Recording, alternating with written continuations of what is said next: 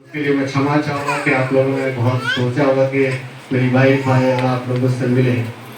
तपाईँहरूले सोच्नुभएको होला कि मेरो पत्नी चाहिँ आउन पाउनु भएन, हामीलाई चाहिँ उहाँसँग मिल्ने इच्छा थियो। लेकिन शायद आप लोगों ने अच्छे दिल के साथ दुआ नहीं किया होगा, शायद इसलिए नहीं आई। यस कारणले सबै तपाईँहरूले चाहिँ हृदयबाट आत्माबाट प्रार्थना गर्नुभएको थिएन होला, त्यही भएर उहाँ चाहिँ आउन पाउनु भएन। लेकिन नेक्स्ट टाइम आप यानी कि दुआ कीजिए उसके लिए, तर अर्को समयमा आउनको लागि प्रार्थना गरिदिनुहोस्। क्योंकि अगले मंथ यानी कि नवंबर में अघिल्लोचोटि नोभेम्बरमा 21-22 को मैं यहाँ पर होऊंगा। नोभेम्बर 21 र 22 मा चाहिँ म यहाँ हुनेछु। तो इसलिए ना आप लोग अच्छे से दुआ कीजिए, यसकारणले तपाईँहरूले चाहिँ राम्रोसँग प्रार्थना गरिदिनुहोस्। 2-4 किलो की दुआ कीजिए 2-4 किलोको प्रार्थना गरिदिनुहोस्। ढङ्गसँग गर्नुहोस्। और दुआओं में बड़ी पावर होती है, ये आपको होता है। प्रार्थनामा एकदम ज्यादा शक्ति हुन्छ, यो तपाईँहरूलाई थाहा छ। परमेश्वर के दास जो है वो बहुत अच्छे व्यक्ति हैं।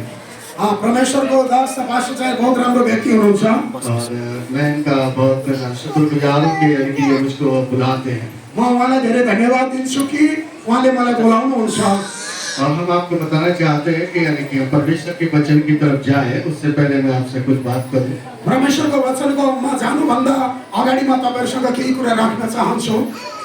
अभी परमेश्वर के दास ने एक बात बोली कि सल्यान के अंदर यानी कि कुछ लोग बैकस्लाइड हुए। अहिले प्रभुको दासले केही भन्नुभयो कि सल्यानको भित्र केही व्यक्तिहरू चाहिँ ब्याकस्लाइड भए, यानी कि वो पीछे लौट के ऐसे से कुछ समूह खड़े हुए हैं।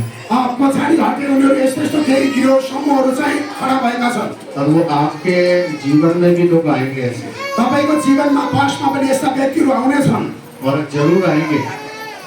जरुर आउनेछन् उनीहरू। और जब आएंगे तो आप सोचिए कि आपका हाल क्या होगा। जब यस्ता व्यक्तिहरू जब आए भने यो सोच्नुहोस् कि तपाईँको हालत कुन अवस्थामा हुनेछ। हो सकता है कि आप में से बहुत से लोग ये समस्या को छोड़ देंगे। हुन सक्छ तपाईँहरूको बीचबाट धेरैजनाले प्रभु येशूलाई छोड्ने अवस्था पनि आउनेछ। मैं दावे के साथ कह सकता हूँ छोड़ देंगे, म दावा गरेर भन्छु तपाईँले छोड्न सक्नुहुन्छ। क्योंकि जिसके अंदर परमेश्वर की चाहत नहीं होती वो अक्सर यीशु मसीह को छोड़ देते हैं। किनभने जसलाई परमेश्वरको इच्छा हुँदैन उनीहरूले प्रभुलाई छोडिदिन्छ। क्योंकि जो लोग परमेश्वर को मोहब्बत करते हैं, प्यार करते हैं, वो कभी नहीं छोड़ पाते। जसले परमेश्वरलाई प्रेम गर्छन् उनीहरूले कहिले पनि प्रभुलाई छोड्न सक्दैन। मैं एक सवाल पूछूंगा आपसे, एक सवाल म तपाईँलाई सोध्न चाहन्छु, क्या आप लोग जवाब देंगे? के तपाईँले उत्तर दिन सक्नुहुन्छ? तो जो उत्तर देना चाहते हैं वो अपना हाथ दिखा सकते हैं। जसले उत्तर दिन चाहनुहुन्छ उहाँले हात खडा गर्नुहोस्, उठाउनुहोस्। यानी कि सिर्फ 2-3 लोग उत्तर देना चाहते हैं। यत्रो समुदायका 2-3 जनाले उत्तर दिन चाहनुहुन्छ। चिंता मत कीजिए, मैं आपका जमीन यानी कि घर मकान नाम कराने नहीं आया आपने। चिन्ता नगर्नुहोस्, मैले तपाईँको घर मकानलाई मेरो नाममा गराउनमा आएको छैन। कितना लोग चाहते हैं कि यानी कि ये सताव रुक जाए? कतिजना चाहनुहुन्छ कि यो सतावट बन्द होस्? वो सब अपने हाथ को उठा सकते हैं। कितने लोग चाहते हैं कि ये सताव जो है वो रुक जाए? यो सतावट रोक्नको लागि कतिजनाले चाहनुहुन्छ? हात उठाउनुहोस्। जो लोग चाहते हैं कि सताव रुक जाए सिर्फ वो लोग खड़े हों। जसले चाहनुहुन्छ कि यो सतावट रोकियोस् त्यो व्यक्तिहरू उभिनुहोस्। वो खड़े हो जो सताव रोकना चाहते हैं। त्यो व्यक्ति उभिनुहोस् त यो सतावलाई रोक्न चाहनुहुन्छ। वही व्यक्ति खड़ा होगा जो सताव रुक जाए, ऐसा हो, सिर्फ वही व्यक्ति खड़ा हो। त्यही व्यक्ति तपाईँ उभिनुहोस् त यो सताव चाहिँ रोकिनुपर्छ भनेर। अब जो व्यक्ति ये चाहते हैं कि सताव यानी कि हो, वो व्यक्ति बैठ जाए। र तपाईँ कतिजनाले सोच्नुहुन्छ कि यो सताव चाहिँ आओस् भनेर त्यो व्यक्ति चाहिँ तल बस्नुहोस्। मैं बहुत गहराई के साथ आपको बताना मांग रहा हूँ इस बात के लिए कि यानी कि जो व्यक्ति ये चाहता है कि ये सताव यीशु मसीह के प्रति, यीशु मसीह के लोगों के प्रति जो हो रहा है वो यानी कि नीचे बैठ जाए। म यही चाहन्छु कि जो तपाईँले चाहिँ यो चाहनुहुन्छ कि यस्तो सताव होस् भनेर त्यो व्यक्ति चाहिँ तल बस्नुहोस्। जो लोग चाहते हैं कि इनके सताव इनके होता रहे सिर्फ वो लोग बैठ जाएं, और जो लोग चाहते हैं कि इनके सताव यानी रुक जाए वो लोग सिर्फ खड़े रहें। जो चाहनुहुन्छ, जसले चाहनुहुन्छ यो सताव आओस् अझै बढोस् भनेर त्यस्तो व्यक्ति बस्नुहोस्। र जो यो सताव चाहिँ रोकियोस् भन्नुहुन्छ, जसले विचार गर्नुहुन्छ त्यो व्यक्ति चाहिँ उभिरहनुहोस्। Hallelujah, hallelujah. मुझे तो ऐसा लगता है कि सब लोग चाहते हैं कि सताव यानी कि रुक जाए। मलाई त यस्तै थाहा लागेछ कि तपाईँ सबैजनाले चाहनुहुन्छ कि यो सताव चाहिँ रोकियोस्। आप लोग चाहते हैं कि यानी कि सताव रुक जाए? तपाईँ चाहनुहुन्छ यो सताव रोकियोस्? आप लोग चाहते हैं कि परमेश्वर के दास लोगों को ना मारा जाए? तपाईँ चाहनुहुन्छ कि प्रभुका दासहरू सेवकहरू नमारिउन्? आप लोग चाहते हैं कि विश्वासी लोगों को इनकी घात इनकी मारा ना जाए। तपाईँ चाहनुहुन्छ कि विश्वासीहरू चाहिँ सतावटमा नपरुन्? क्या आप ऐसे लोग ऐसे चाहते हैं? के तपाईँहरू यस्तो चाहनुहुन्छ? एक सवाल और, एउटा प्रश्न अरू, कितने लोग चाहते हैं कि यीशु मसीह आए? कतिजना चाहनुहुन्छ कि येशू मसीह आउनु भएको?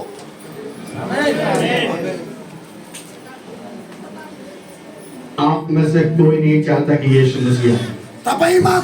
तपाईँहरूको बीचबाट कसैले पनि यो चाहन्न कि येशू मसीह आओस् भनेर। कोई नहीं चाहता कि आप में से एक शख्स भी आप में कोई नहीं खड़ा हुआ कि यीशु मसीह आए। तपाईँहरूको बीचमा कोही पनि अहिले चाहनेवाला छैन कि येशू मसीह आओस् भनेर। क्योंकि आप चाहते ही नहीं कि यीशु मसीह आए। तपाईँहरू कहिले पनि चाहनुहुन्न कि येशू मसीह आओस् भनेर। क्योंकि अगर आप चाहते कि यीशु मसीह आए तो यानी कि आप कभी खड़े नहीं होते मेरे सवाल के साथ में। आप लोग चाहते कि यीशु मसीह आए तो आप कभी खड़े नहीं होते कि मेरे सवाल के साथ में। येशू मसीह आओस् भनेर तपाईँहरू यदि चाहनुहुन्थ्यो भने यो अवस्थामा तपाईँहरू उभिनुहुन्थेन। क्योंकि अगर आप चाहते कि यीशु मसीह आए तो यानी कि ना आप ये कहते हैं कि धन्य है वो परमेश्वर के लोग जो यीशु मसीह के नाम के द्वारा सताए जावे। येशू मसीहको जब आउनेको समयमा जब तपाईँले चाहनुहुन्छ कि धन्य ती व्यक्तिहरू जो येशू मसीहको नाउँमा चाहिँ सताइन्छन्। क्योंकि मेरे और आपके जैसे लोग नहीं चाहते कि यीशु मसीह इस दुनिया के अंदर आए। तपाईँ र मैले यो चाहन्नौ कि येशू मसीह तपाईँ र मेरो लागि यो संसारमा आउनुभयो। इससे ये पता चलता है कि यानी कि आप लोग यानी कि बाइबल को पढ़ते नहीं हैं। त्यसकारणले गर्दा तपाईँलाई यो थाहा छैन कि तपाईँले चाहिँ सही प्रकारले बाइबल पढ्नुहुन्न। क्योंकि आपने बाइबल को अगर पढ़ा होता तो यानी कि इस सब के साथ में खड़े नहीं होते। तपाईँले यदि बाइबल पढेको भइदिएमा तपाईँ यो शब्दको साथमा तपाईँ उभिनुहुन्थेन। क्योंकि मत्ती 24 के अंदर लिखा है कि यानी कि राज्य पर राज्य चढ़ाई करेगा, एक दूसरे देश पे चढ़ाई करेगा। मत्ती 24 में लेखिएको छ कि राज्यमाथि राज्य र मानिसमाथि मानिस चढाई गर्नेछ। भाई भाई को मारेगा, बेटा बाप को मारेगा, भाइले भाइलाई मार्नेछ र छोराले बाउलाई मार्नेछ। सास बहू को मारेगी, बहू सास को मारेगी। सासूले बुहारीलाई र बुहारीले सासूलाई मार्नेछ। और जब ऐसा होते हुए देखो तो यानी कि समझ लेना कि मेरा आने का यो समय जो बहुत निकट है। यदि यस्तो भएको तपाईहरुले देख्नुहुन्छ भने येशू मसीहको आगमन नजदिक छ। लेकिन आप नहीं चाहते कि यीशु मसीह आए। तर तपाईले चाहनुहुन्न कि येशू मसीह आउनु भएको होस् भनेर। क्योंकि अगर आप, मैं जानता हूं कि आप लोग सिर्फ इस सताव को रोकने के लिए आप फास्टिंग के साथ प्रार्थना भी करते हैं। यो सतावलाई रोक्नको लागि तपाईहरुले प्रार्थना पनि गर्नुहुन्छ। क्योंकि आपको प्रार्थना करनी है तो आप इस प्रकार से प्रार्थना कीजिए, प्रभु जहाँ कहीं भी तेरे दास दासियां यहाँ पर जो सताए जाते, मारे जाते, प्रभु तो उनको आनंद की हौसला अफजाई दे, हौसला दे। तपाईले यस प्रकारले प्रार्थना गर्नु, प्रभु तपाईको दास र दासीहरू जुन ठाउँमा प्रभु सताइन्छन् उनीहरूलाई हिम्मत दिनुहोस्। क्योंकि यीशु मसीह ने कहा कि तुमको मेरे नाम के कारण ही तुमको लोग सताएंगे। किनभने प्रभु येशू मसीहले भन्नुभयो मेरो नाउँको कारण ही तिमीहरूलाई सताइनेछ। तुमको ना पंचायतों में ले जाकर के सौंपा जाएगा। किनभने महासभामा तिमीहरूलाई लगेर सुम्पिनेछ। तुमको ना पंचायतों में ले जाकर के तुमको घसीटा लेकर के जाएगा। तिमीहरूलाई कैदखानामा लगेर घसीटिनेछ, लतारिनेछ। जेल खाने में डाल दिया जाएगा। तिमीहरूलाई जेलखानामा हालिदिनेछ। हो सकता है कि बीच चौराहे पे ले जाकर के आपको कत्ल कर दिया जाए। हुनसक्छ रोडको बीच ठाउँमा लगेर तपाईहरुलाई तलवारले काटिदिनेछन्। हो सकता है कि आपकी पत्नी को की है ना बीच चौराहे पे ले जाकर के नंगा करके उनको भ्रष्ट किया जाए। हुनसक्छ तपाईहरुलाई बीच चौराहामा लगेर तपाईहरुलाई नाङ्गोपन गराइदिनेछन्। और ये ऐसा होगा, यस्तो हुनेछ। और जब ऐसा होता देखो तो आप समझ लेना कि परमेश्वर का राज्य निकट आ चुका है। यस्तो भएको तपाईले यदि देख्नुहुन्छ भने यो सोच्नुहोस् प्रभुको राज्य नजदीक आएका यीशु मसीह द्वार पे खड़ा हुआ है, यानी कि ना वो इंतजार इस बात का कर रहा है कि मेरे लोग आत्मा सच्चाई के साथ खड़े हैं। यसले गर्दाखेरि त्यहाँ भनेको छ मेरो जातिहरू आत्मा र सच्चाइले आउनेछन्। क्योंकि आत्मा सच्चाई के साथ में नहीं है, इसलिए आपने जल्द से एकदम मेरी बात को सुनते खड़े हो गए। त्यसकारणले गर्दा आत्मामा सच्चाई छैन, त्यसकारणले गर्दा एउटा सानो कुरा सुन्ने बित्तिकै तपाईहरु उठ्नुभयो। इसलिए आत्मा सच्चाई से आप लोग आराधना नहीं करते, इसलिए आप तुरंत खड़े हो गए कि हाँ ये सताव रुक जाए। तपाईहरुले चाहिँ आत्मा र सच्चाइले आराधना गर्नुहुन्न, त्यही भएर यो शब्दमा तपाई उठ्नुभयो। कितने लोगों ने यानी कि मत्ती की किताब है उसका 24 अध्याय पढ़ा है? कतिजनाले मत्तीको पुस्तकको 24 अध्यायले पढ्नु भएको छ? कितने लोगों ने पढ़ा है? कतिजनाले पढ्नु भएको छ? जल्दी से बताइए। छिटो भन्नुहोस्। एकजना, कितने लोग बाइबल पढ़ते हैं? एकजना। बाइबल को कितने लोग पढ़ते हैं? बाइबल कतिजनाले पढ्नुहुन्छ? 24 अध्याय को कितने लोगों ने पढ़ा है? मत्तीको 24 अध्यायले कतिजनाले पढ्नु भएको छ? अगर पढ़ा है तो इसका मतलब यानी कि आपने उसको सही से नहीं पढ़ा। यदि पढ्नु भएको छ भने यसको अर्थ यही हो तपाईहरुले त्यसलाई ढंगसँग पढ्नु भएको छैन। कहानी के रूप में उसको सुनाए, तपाईले सिर्फ कहानीको रूपमा त्यसलाई हेर्नु भएको छ। उसको सिर्फ पढ़ते हो, उसको समझते नहीं हो, त्यसलाई चाहिँ तपाईले पढ्नुहुन्छ तर बुझ्नु भएको छैन। इसलिए उसको समझना बहुत जरूरी है। त्यसकारणले गर्दा त्यसलाई बुझ्न बहुत जरुरी छ। अगर आप नहीं समझे तो इसका मतलब ये है कि आपका जो लगाव है वो परमेश्वर के साथ में नहीं है। यदि तपाईले सही प्रकारले बुझ्नुहुन्न भने परमेश्वरसँगको तपाईको सही प्रकारको सम्बन्ध हुँदैन। आप हफ्ते में एक बार यहाँ पर आते हैं, शनिवार को आते हैं और आकर के यानी कि सुन करके चले जाते हैं, इसका मतलब ये होता है कि आप शरीर के साथ आए, शरीर के साथ चले गए। तपाई एक हप्तामा शनिबारमा आउनुहुन्छ, शरीरको साथ आउनुहुन्छ, शरीरको साथ तपाई जानुहुन्छ। आप जानते हैं एक चर्च है, चर्च चर्च तपाईलाई थाहा छ एउटा चर्च छ, चर्च चर्च चर्च ये चीज को चर्च ही बोलते हैं, चर्च ही बोलते हैं इसको। यसलाई चर्च भनिन्छ। और एक चर्च होती है बिल्डिंग जिसके ऊपर एक ना क्रॉस बना हुआ था, बहुत बड़ा एक बिल्डिंग के साथ में खड़ी होती है। एउटा चर्च यस्तो भन्छ जसमा चाहिँ क्रुसहरु बनाएको बहुत ठुलो बिल्डिङ माथि बनाएको हुन्छ, त्यसलाई पनि चर्च भनिन्छ। मैं आपके अंदर आग लगाने आया हूं ना कि आपको बुझाने के लिए, म तपाईहरुको बीचमा आगो लगाउन आएको कि आगोलाई बुझाउन आएको? क्योंकि मैं आग का शोला हूँ, इसलिए आग का शोला सुलगता है और दूसरों को भी जलाता है। किनभने म चाहिँ आगोको गोला हो र आगोको गोलाले चाहिँ जब सल्किँदै गएर त्यसले भस्म पार्छ। तो इसलिए आपके अंदर जो आग लगेगी, शायद आज के बाद शायद वो आग आपके अंदर हमेशा लगी रहेगी। आजको दिनदेखि तपाईहरुको बीचमा जो आगो लाग्नेछ त्यो आगो सधैँ चाहिँ रहिरहनेछ। क्योंकि सुलगते हुए नहीं बल्कि आग का शोला बनकर के काम करना है। त्यसले चाहिँ मरेको अवस्थामा होइन तर आगोको गोलाको रूपमा काम गर्नुहोस्। क्योंकि जो लोग सुलगते हैं उसकी उनकी कोई वैल्यू नहीं है। जब यदि कोही आगो भएर बुझ्छ भने त्यसको जीवनमा कहिल्यै पनि राम्रो तरक्की हुँदैन। क्योंकि जो सुलगते हैं वो सिर्फ जमीन तक सीमित रहते हैं। जो बुझ्छ त्यो चाहिँ जमिनसम्म मात्र सीमित रहन्छ। लेकिन जो है ना आग का शोला बनते हैं तो उसकी लपट ऊपर को जाके हम लोग दूर तक उसको देखते हैं। जब आगोको गोला जब लपट भएर निस्किन्छ त्यो आकाशसम्म जाने गर्छ। इसलिए आपने अभी तक अपने अंदर उस आग को नहीं जलाया, इसलिए लोग है ना आपको नहीं देख पा रहे। यसकारणले गर्दा अहिलेसम्म तपाईले त्यो आगोलाई जल्न दिनु भएको छैन, त्यसकारणले गर्दा मानिसले तपाईहरुलाई देख्न जिस दिन आप अपना आग का शोला बनना शुरू कर देंगे उस दिन लोग आपको देखने लगेंगे। जो दिन तपाईको बीचमा आगोको गोला बन्न सुरु गर्छ त्यो दिन मानिसले तपाईलाई देख्न सुरु गर्छ। उस दिन के बाद अपने पासवान की बात को सुनकर के उस पर अमल करना शुरू कर देंगे। त्यो दिनदेखि तपाईहरुले आफ्नो पास्टरको कुरालाई सुनेर तपाईहरुले पालन गर्न सुरु गर्नुहुन्छ। अगर आप परमेश्वर के दास की बात को नहीं सुने तो इसका मतलब है कि आप झूठे और एक नमक्कार व्यक्ति हैं। यसकारणले गर्दा यदि तपाईले आफ्नो पास्टरको कुरा सुनेर पालन गर्नुहुन्न भने तपाईको झुटा र बेवकूफ मान्छे हो। क्योंकि बाइबल इस भेद बात बताते हैं, जो मेरे भेजने वाले की प्रतीति नहीं करता वो मेरी प्रतीति नहीं करता। बाइबलमा यसरी लेखेको छ यदि तिमीहरुले चाहिँ देखेको मानिसलाई चाहिँ विश्वास गर्दैनौ भने म नदेखेको परमेश्वरलाई तिमीहरुले कसरी विश्वास गर्छौ? क्योंकि बाइबल कहती है कि जो मेरे भेजने वाले को तुच्छ समझता है, शब्दों यानी कि मुझको तुच्छ समझता है। किनभने बाइबलमा लेखिएको छ मैले पठाएको व्यक्तिलाई यदि कसैले घृणा गर्छ, तुच्छ गर्छ भने त्यसले मेरो साथ त्यो घृणा गरेको हुन्छ। इसलिए परमेश्वर का दास तुच्छ की श्रेणी में नहीं आना चाहिए। यसकारणले गर्दा प्रभुको दासहरु तुच्छ र घृणाको उसमा चाहिँ आउनुहुन्न। क्योंकि बहुत से लोग विश्वासी लोग सोचते हैं कि पास्टर यानी कि एवरी संडे जाना एवरी यानी कि शनिवार को यानी कि चर्च होता है ना, अपने टाइम में मुताबिक आता है और भाग करके चला जाता है। कतिपयको विचार सोच यही हुन्छ कि शनिबारको दिन पास्टर आउँछ, आफ्नो समय तोकिएको समयसम्म भाषण गर्छ जान्छ। वो सोचते हैं कि यानी कि पैसे के बारे में बोला है, इसका मतलब लालची है।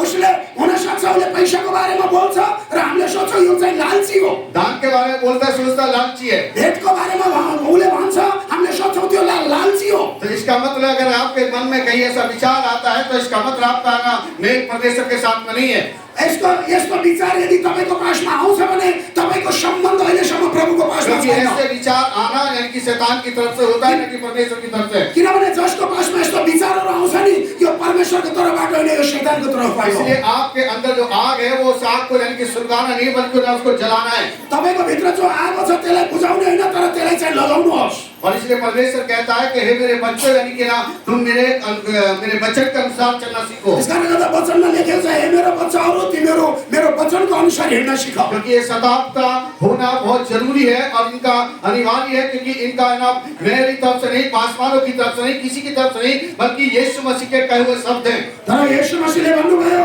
यो चाहिँ हुन जरुरी छ र यो हुने सताउ र कष्ट चाहिँ यो कुनै पास्टरको तर्फबाट होइन, यो चाहिँ मेरो तर्फबाट हो। उसने कहा कि ऐसा होगा किनभने यसुले भन्नुभयो यस्तो हुनेछ। और जब ऐसा होते हुए देखो तो समझ लेना कि स्वर्ग का राज्य निकट आ चुका है, बल्कि मैं द्वार पे खड़ा हूँ। यदि यस्तो भएको तिमीहरूले देख्यौ भने यो सोच्नु कि प्रभुको राज्य निकट आएको छ। और आप लोग है ना ऐसा दुआ करते हैं तो ये आपकी बहुत बड़ी गलतफहमी है। यदि यस्तो प्रार्थना तपाईहरुले गर्नुहुन्छ भने तपाईहरु चाहिँ गलतमा हुनुहुन्छ। क्योंकि इस तरह सताव रोकने का समय नहीं है, बल्कि सताव को यानी कि होने देने का समय है। तर यो समय भनेको सतावलाई रोक्नेवाला होइन, तर सतावलाई हुन दिने समय जब हो। ये सताव होगा तभी तो यीशु मसीह आएगा। किनभने जब यस्तो सताव हुन्छ नि तब त येशूको आगमन नजदिक छ। क्योंकि जब सताव ही नहीं होगा तो यीशु मसीह को क्या जरूरत पड़ी आने की। जब यस्तो सतावै हुन्न भनेपछि येशूको आउने जरुरतै के छ? क्योंकि सताव का होना जरूरी है। किनभने सताव हुन जरुरी छ। क्योंकि जब सताव होगा तो यीशु मसीह आपके पास आएगा आपको लेने के लिए। जब सताव हुन्छ भने येशू मसीह तपाईलाई लिनको लागि तपाईको पासमा आउनुहुनेछ। क्योंकि प्रकाश के वाक्य के अंदर 7 अध्याय के अंदर लिखा है कि जब ना खुदावंद ने पूछा कि ये लोग कौन है, जो ना मैले कुचले कपड़े और ना खून में लपटप किए हुए ये लोग हैं। प्रकाशित वाक्य 7 अध्यायमा लेखिएको छ त्यहाँ भने प्रभु यो मानिसहरू कौन भन्दा खुनले लतपत भएको कौन भन्दा यो चाहिँ मेरा जातिहरू हुन्। तब यीशु मसीह कहता है कि ये वो लोग हैं जो मेरे नाम के कारण सताए गए, जो कत्ल किए गए। तब यीशु मसीहले त्यहाँ भन्नुभएको छ यो जातिहरू मेरो नामको कारण सताएर उनीहरूको हत्या भएको जातिहरू हुन्।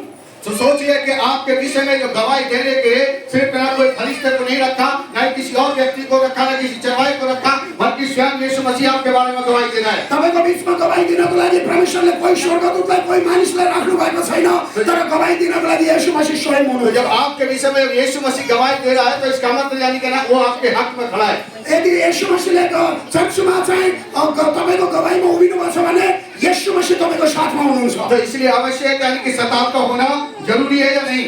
यसकारणले गर्दा प्रियहरू सताव हुन जरुरी छ कि नहीं? कितने लोग चाहते हैं यानी कि ना सताव हो। कतिजना चाहनुहुन्छ कि सताव होस् भनेर? अब समझ में आ गया। हालेलुया। गाडी में धूप कमी लग गया। कितने लोग चाहते हैं कि सताव हो। कतिजना चाहनुहुन्छ कि सताव होस्? कितने लोग चाहते हैं कि आपकी चर्च में ऐसे लोग आए और आपको मारे पीटे, तब आप क्या करेंगे? कतिजना चाहनुहुन्छ कि तपाईको चर्चमा यस्तो व्यक्तिहरू आएर तपाईलाई मार्न पिट्न व्यक्तिहरू आएको त्यो चाहनुहुन्छ? लेकिन मैं समझता हूँ कि आप में से शायद 75% उसका उल्टा जवाब देंगे। मलाई थाहा छ तपाईहरुमा 100मा 75% चाहिँ तपाईले यसको उल्टो जवाब दिनुहुन्छ। अगर आप ना शादीशुदा है, अगर आपकी पत्नी को यानी कि कोई अपशब्द कहे उस टाइम ना एक ना कोई ना वैसा व्यक्ति, तो आप क्या करेंगे उस टाइम? यदि तपाईको पत्नीलाई कसैले यसो उल्टा सिधा शब्द भन्यो भने उस समयमा तपाईले के भन्नुहुन्छ? आप कह रहे उसका है ना अच्छी से हिसाब किताब होगा। क्योंकि आपकी पत्नी यानी कि ना आपका जो हस्बैंड है वो ना पत्नी को जब देखेगा यानी कि दूसरा व्यक्ति ऐसा व्यक्ति उसको ना अपशब्द बोल रहा है, उसके कपड़ों को छू रहा है, उसको उतारने की कोशिश कर रहा है, तो मैं समझता हूँ कि यानी कि आप ना उसका उल्टा ही रिजल्ट उसको देंगे। हाँ, तपाईको पत्नीलाई यदि कसैले अपशब्द बोल्छ, उसको शरीरलाई छुने काम गर्छ, उसको कपडालाई उतारिदिने कोसिस गर्छ भने त्यसको उल्टो तपाईले चाहिँ उसलाई जवाब दिनुहुनेछ। आप उसको क्या करेंगे यानी कि उसको पकड़ेंगे और फौरन उसको 2, 3, 4 करके उसको मार देंगे। तपाईले चाहिँ उसलाई सीधा समात्नुहुन्छ, तपाईले 1, 2, 3, 4 गरेर उसलाई हान्न सुरु गर्नुहुन्छ। आप ये कहेंगे कि तूने ऐसा क्यों किया मेरी पत्नी के साथ, इसलिए मैं तुझको मार दूंगा। तब तपाईले भन्नुहुन्छ मेरो पत्नीको साथ मैले यस्तो किन गरिस् भनेर हान्न सुरु आप गर्नुहुन्छ। क्रोध से भर जाएंगे, गुस्से से भर तपाईँ जाएंगे। एकदम रिसले चूर्ण भएर तपाईँ चूर्ण हुनुहुन्छ। जितना गुस्सा आप ना उस व्यक्ति पे निकालना चाहते हैं, उससे कहीं बढ़ करके आप अपने घुटनों बैठ करके दुआ बंदगी कीजिए, ताकि आपके जीवन में जब ऐसा हो तो परमेश्वर आपको एक ऐसा धैर्य देता कि ना उस मंजर को आप सहन कर सकें। हाँ, उस समयमा यदि यस्तो अवस्थामा तपाईँ हुनुहुन्छ भने घोडामा बसेर प्रार्थना गर्नुहोस्, त्योभन्दा ज्यादा सहन शक्ति प्रभुले तपाईलाई दिनुहुनेछ। क्योंकि हो सकता है कि जब ऐसा समय आएगा तो आपको रोष भी आएगा, गुस्सा भी आएगा और मारने के लिए लोगों को आप तैयार हो जाएंगे। यस्तो समय यदि अवस्था आउँछ भने तपाईहरुले चाहिँ मानिसलाई पिट्नको लागि तयार हुनुहुन्छ। हमारे देशों में इतना यानी कि कुछ हो रहा है, बल्कि यहाँ से बाहर देशों में जाकर देखोगे तो इससे भी कहीं ज्यादा हो रहा है। हाम्रो देशमा यस्तो छ, योभन्दा बाहिर देशमा गएर हेर्नुहोस्, योभन्दा पनि कई गुना ज्यादा त्यहाँ समस्या छ। हमारे यानी कि हिंदुस्तान के अंदर आकर के देखें तो बहुत ज्यादा हो रहा है। हाम्रो भारतमा आएर हेर्नुहोस्, तपाईले त्यहाँ पनि बहुत ज्यादा यस्तो समस्या छ। बल्कि कलीसियाओं को बंद कर किया जा रहा है। हर व्यक्तिहरूले चर्चलाई बन्द गरेर हिँडेका छन्। तो आप सोचिए यानी कि यहाँ पर पहुंचने में कोई देर नहीं लगेगी। तपाईँले सोच्नुहोस् यहाँ आउनको लागि कुनै ढिलो हुँदैन। और जब यहाँ पहुंचेंगे तो आपका हाथ क्या होगा? तर त्यो आत्मा त्यो अवस्था यहाँ आउँछ भने तपाईँको अवस्था के हुनेछ? तो इसलिए अभी से अपने आप को, अपने घुटनों को खुदा के सम्मुख झुकाना शुरू कर दीजिए, त्यसकारण अहिलेदेखि नै तपाईँहरूले आफ्नो घोडालाई चाहिँ परमेश्वरको साथमा झुकाउन सिक्नुहोस्। ताकि जब आपके समय, आपके जीवन में जब वो समय आए ताकि परमेश्वर अपनी सामर्थ्य आपको भर सके। उस समय जब यस्तो अवस्था आउनेछ, जब तपाईँहरूले प्रार्थना गर्नुहुन्छ अहिलेदेखि, त्यो अवस्था आउने बेलामा त परमेश्वरले तपाईँलाई उहाँको सामर्थ्यले भर्नुहुनेछ। क्योंकि उड़ीसा के अंदर यानी कि एक दफे ऐसा मंजर हुई परमेश्वर के दास के साथ। उड़ीसामा एउटा यस्तो घटना घट्यो प्रभुको दासको साथमा। एक साथ में उसका नाम सुना या नहीं सुना, उसका नाम दारा सिंह था। त्यो व्यक्तिको नाम हो दारा सिंह। और एक मिस्री व्यक्ति था जो बाहर से आकर के सेवा कर रहा था वहाँ पर। त्यहाँ चाहिँ त्यो उड़ीसामा चाहिँ बाहिर मिश्रको व्यक्ति आएर प्रभुको सेवाकाई गरेको थियो। और उसकी पत्नी के सामने उसके पति को और बच्चों को जिंदा जला दिया।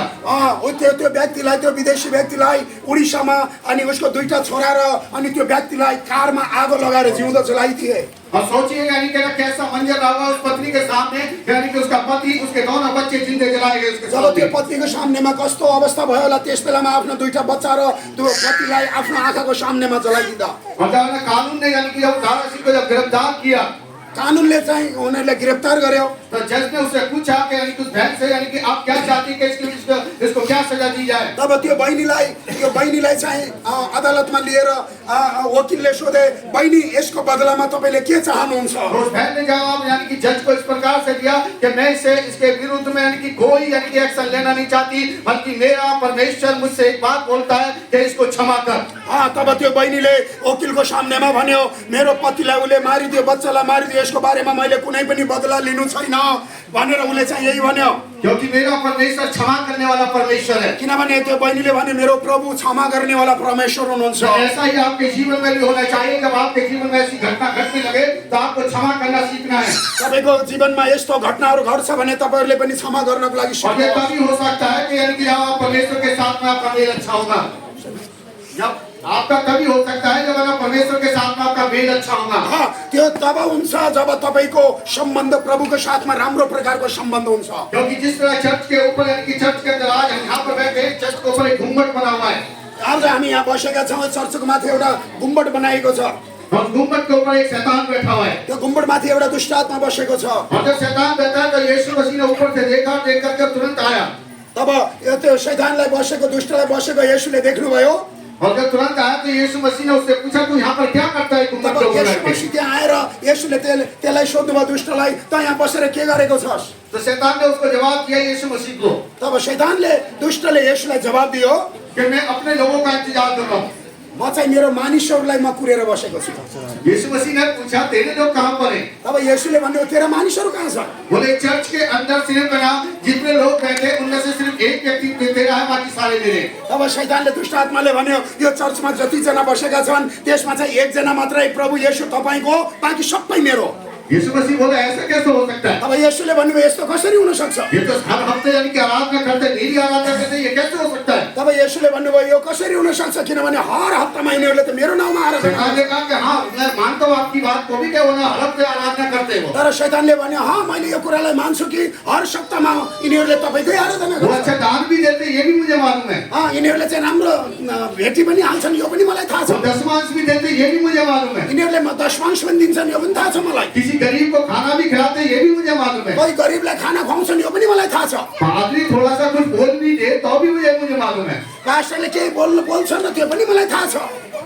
लेकिन ये सब अपने लिए करते हैं, तर यो सबै यिनीहरूले आफ्नो लागि गर्छन्। आपके लिए कुछ नहीं करते ये लोग। परमेश्वरले, शैतानले भने प्रभुलाई, तपाईको लागि यिनीहरूले केही पनि गर्दैनन्, यिनीहरूले आफ्नो लागि गर्छन्। क्योंकि ये 6 दिन 22 घंटे मेरे साथ बिताते हैं। किनभने 6 दिनमा चाहिँ 22 घण्टा मेरो साथमा यिनीहरूले बिताउने गर्छन्। मेरे साथ मेल करके रहते हैं। अनि शैतानले भने मेरो साथमा यिनीहरू सम्पर्क गरेर बस्छन्। क्योंकि तू सच्चा व्यक्ति है, तू सच्चा व्यक्ति है। त चाहिँ राम्रो व्यक्ति होस्, लेकिन ये झूठे हैं जितने सारे लोग हैं, यिनीहरू जति पनि छन् सबै झुटा व्यक्तिहरू हुन्। ये सारे के सारे चर्च के अंदर झूठे हैं। किनभने यो सबैको सबै चर्चभित्र यिनीहरू झुटा हुन्। सिर्फ एक व्यक्ति इनमें सच्चा है, तर एकजना मात्रै सच्चा छ और वो सबसे निर्मल और सबसे गरीब व्यक्ति है। र त्यो चाहिँ सबभन्दा नम्र र सबभन्दा गरीब व्यक्ति छ। तो इसलिए मेरा चीज जो आपको समझ में आ रहा है यसकारण गर्दा मेरो प्रियहरू तपाईहरुलाई केही बुझ्नुभयो? कि यानी कि वो व्यक्ति एक आप में से कौन हो सकता है, ये मुझे मालूम नहीं, यो तपाईहरुको बीचबाट यो एउटा व्यक्ति को हुन सक्छ मलाई थाहा छैन। क्योंकि आप में से एक व्यक्ति ऐसा है जो परमेश्वर को सिर्फ अपने हृदय के साथ मोहब्बत रखता है। तपाईहरुको बीचबाट एकजना व्यक्तिले यस्तो व्यक्ति छ जसले आफ्नो हृदयबाट प्रभुलाई आराधना आदर गर्छ। अगर आप चाहते हैं कि आपका मेल अच्छा हो, यदि तपाई चाहनुहुन्छ कि तपाईको सम्बन्ध सही प्रकारको हो, तो क्या मैं वचन की तरफ जाऊं? के म वचनको तर्फ जाउँ अब? हालेलुया। हालेलुया। सताव रुकना चाहिए, सताउ रोकिन चाहियो नहीं? दादा आउने चाहिए। होने चाहिए, होने चाहिए। अब तो हाँ हाँ हो रही है, हाँ हाँ हो रही है। ठीक है ना? पहले हाँ हाँ हो रही थी, अब ना ना हो रही है। पहिला हाँ थियो, अहिले चाहिँ नाइ छ। नहीं अभी हो जाएगा। पहले पता क्या था, पहिले थाहा छ के थियो? जब इंसान मुजरिम की हालत में हो जाता है जब मानिस चाहिँ बुढेसकालमा आउँछ, तो जानते कैसा होता है? थाहा छ तपाईलाई के हुन्छ? यसो हुन्छ। ना ना ना ना ना नहीं नहीं नहीं नहीं नहीं नहीं नहीं उसकी गर्दन ऐसा ही यसको घाँटी चाहिँ यसो हुन्छ, यसो हुन्छ। है। यस्तो हुन्छ बुढेसकाल। ये नहीं होना चाहिए। यो चाहिँ हुन चाहिँ और जब जवान होता है जब चाहिँ जवान हुन्छ, यस्तो हुन्छ। पहले ऐसा किया, पहिला यस्तो गर्यो, पहले ऐसे, पहिला यस्तो गर्यो, अब कह रहे हैं ऐसा। अब चाहिँ यस्तो गर्यो। अब आपको लगता है कुछ कुछ है, अब लाग्छ तपाईलाई केही समझमा आएछ। कुछ कुछ हो रहा है, केही भएको छ, कुछ कुछ हो रहा है, केही भएको छ, कुछ कुछ हो रहा है। केही भएको छ। Hallelujah, hallelujah. हालेलुया। हालेलुया। एक टेस्टमनी बताऊंगा मैं आपको। एउटा गवाही म भन्न चाहन्छु तपाईलाई।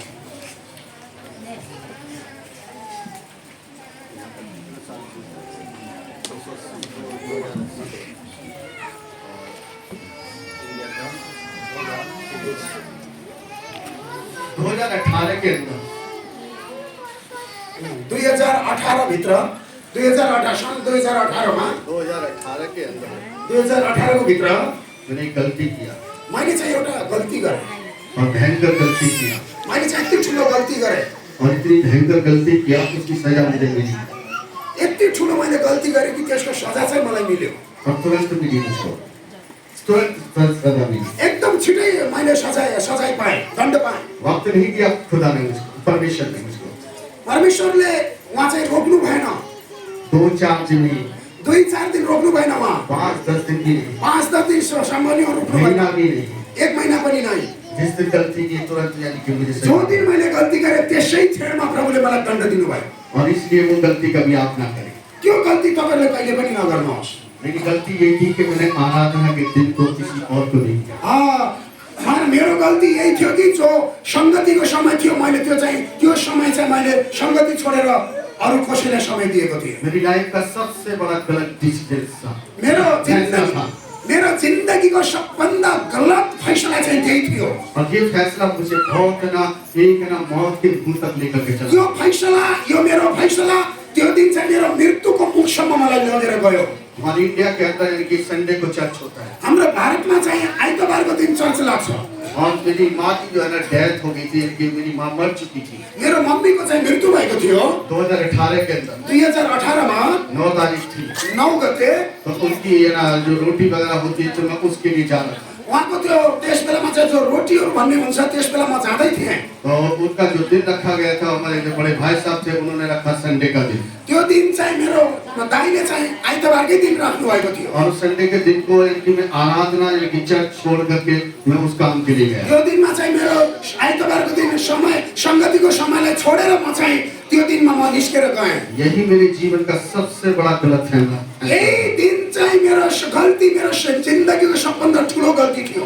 तो ऐसी सजा मुझको दी जब मैं रोड पे जा रहा था, यस्तो सजा प्रभुले मलाई दिनुभयो म बाटोमा म बाइक चलाएर जाँदै थिएँ तो बाइक चलाते समय यानी कि मेरा एक्सीडेंट हुआ बाइक चलाउँदै चलाइरहेको थिएँ मेरो बाइक एक्सिडेन्ट भयो और वो हाईवे था त्यो हाइवेमा थियो तो जब कभी ट्रैफिक रुकता नहीं है त्यहाँ चाहिँ कहीँ पनि गाडीहरू रोकिँदैन त्यहाँ और वहाँ पर यानी कि जब एक्सीडेंट हुआ तो मैं 4 खाने चित जाकर गया मेरी बाजू ऐसे गई जब त म एक्सिडेन्टमा 4 भर्लेन खाएर मेरो हात चाहिँ पछाडि मोडियो बाकी है ना कुछ नहीं हुआ ना मेरी बाइक को कुछ हुआ बाकी है ना मेरे इस साइड शरीर को कुछ हुआ बल्कि मेरी बाजू ऐसे चली गई तब मेरो बाइकलाई केही पनि भएन मेरो दाहिने साइड शरीरमा केही पनि भएन तर मेरो देब्रे हात चाहिँ पछाडि गयो लेकिन मैंने सोचा कि यानी कि अभी सब कुछ ठीक है मैले सोचेको थिएँ अब अहिले चाहिँ सबै ठिक छ लेकिन ऐसा नहीं था तर यस्तो थिएन मैंने अपने छोटे भाई के यानी कि बेटे को मैंने फोन किया और मैंने उसको बुलाया मेरो भाइको छोरालाई मैले फोन गरेर उसलाई मैले बोलाएँ और मैंने उससे कहा कि यानी कि आकर के तुम मुझको लेकर के जाओ क्योंकि मैं बाइक नहीं चला सकता मैले भने उसलाई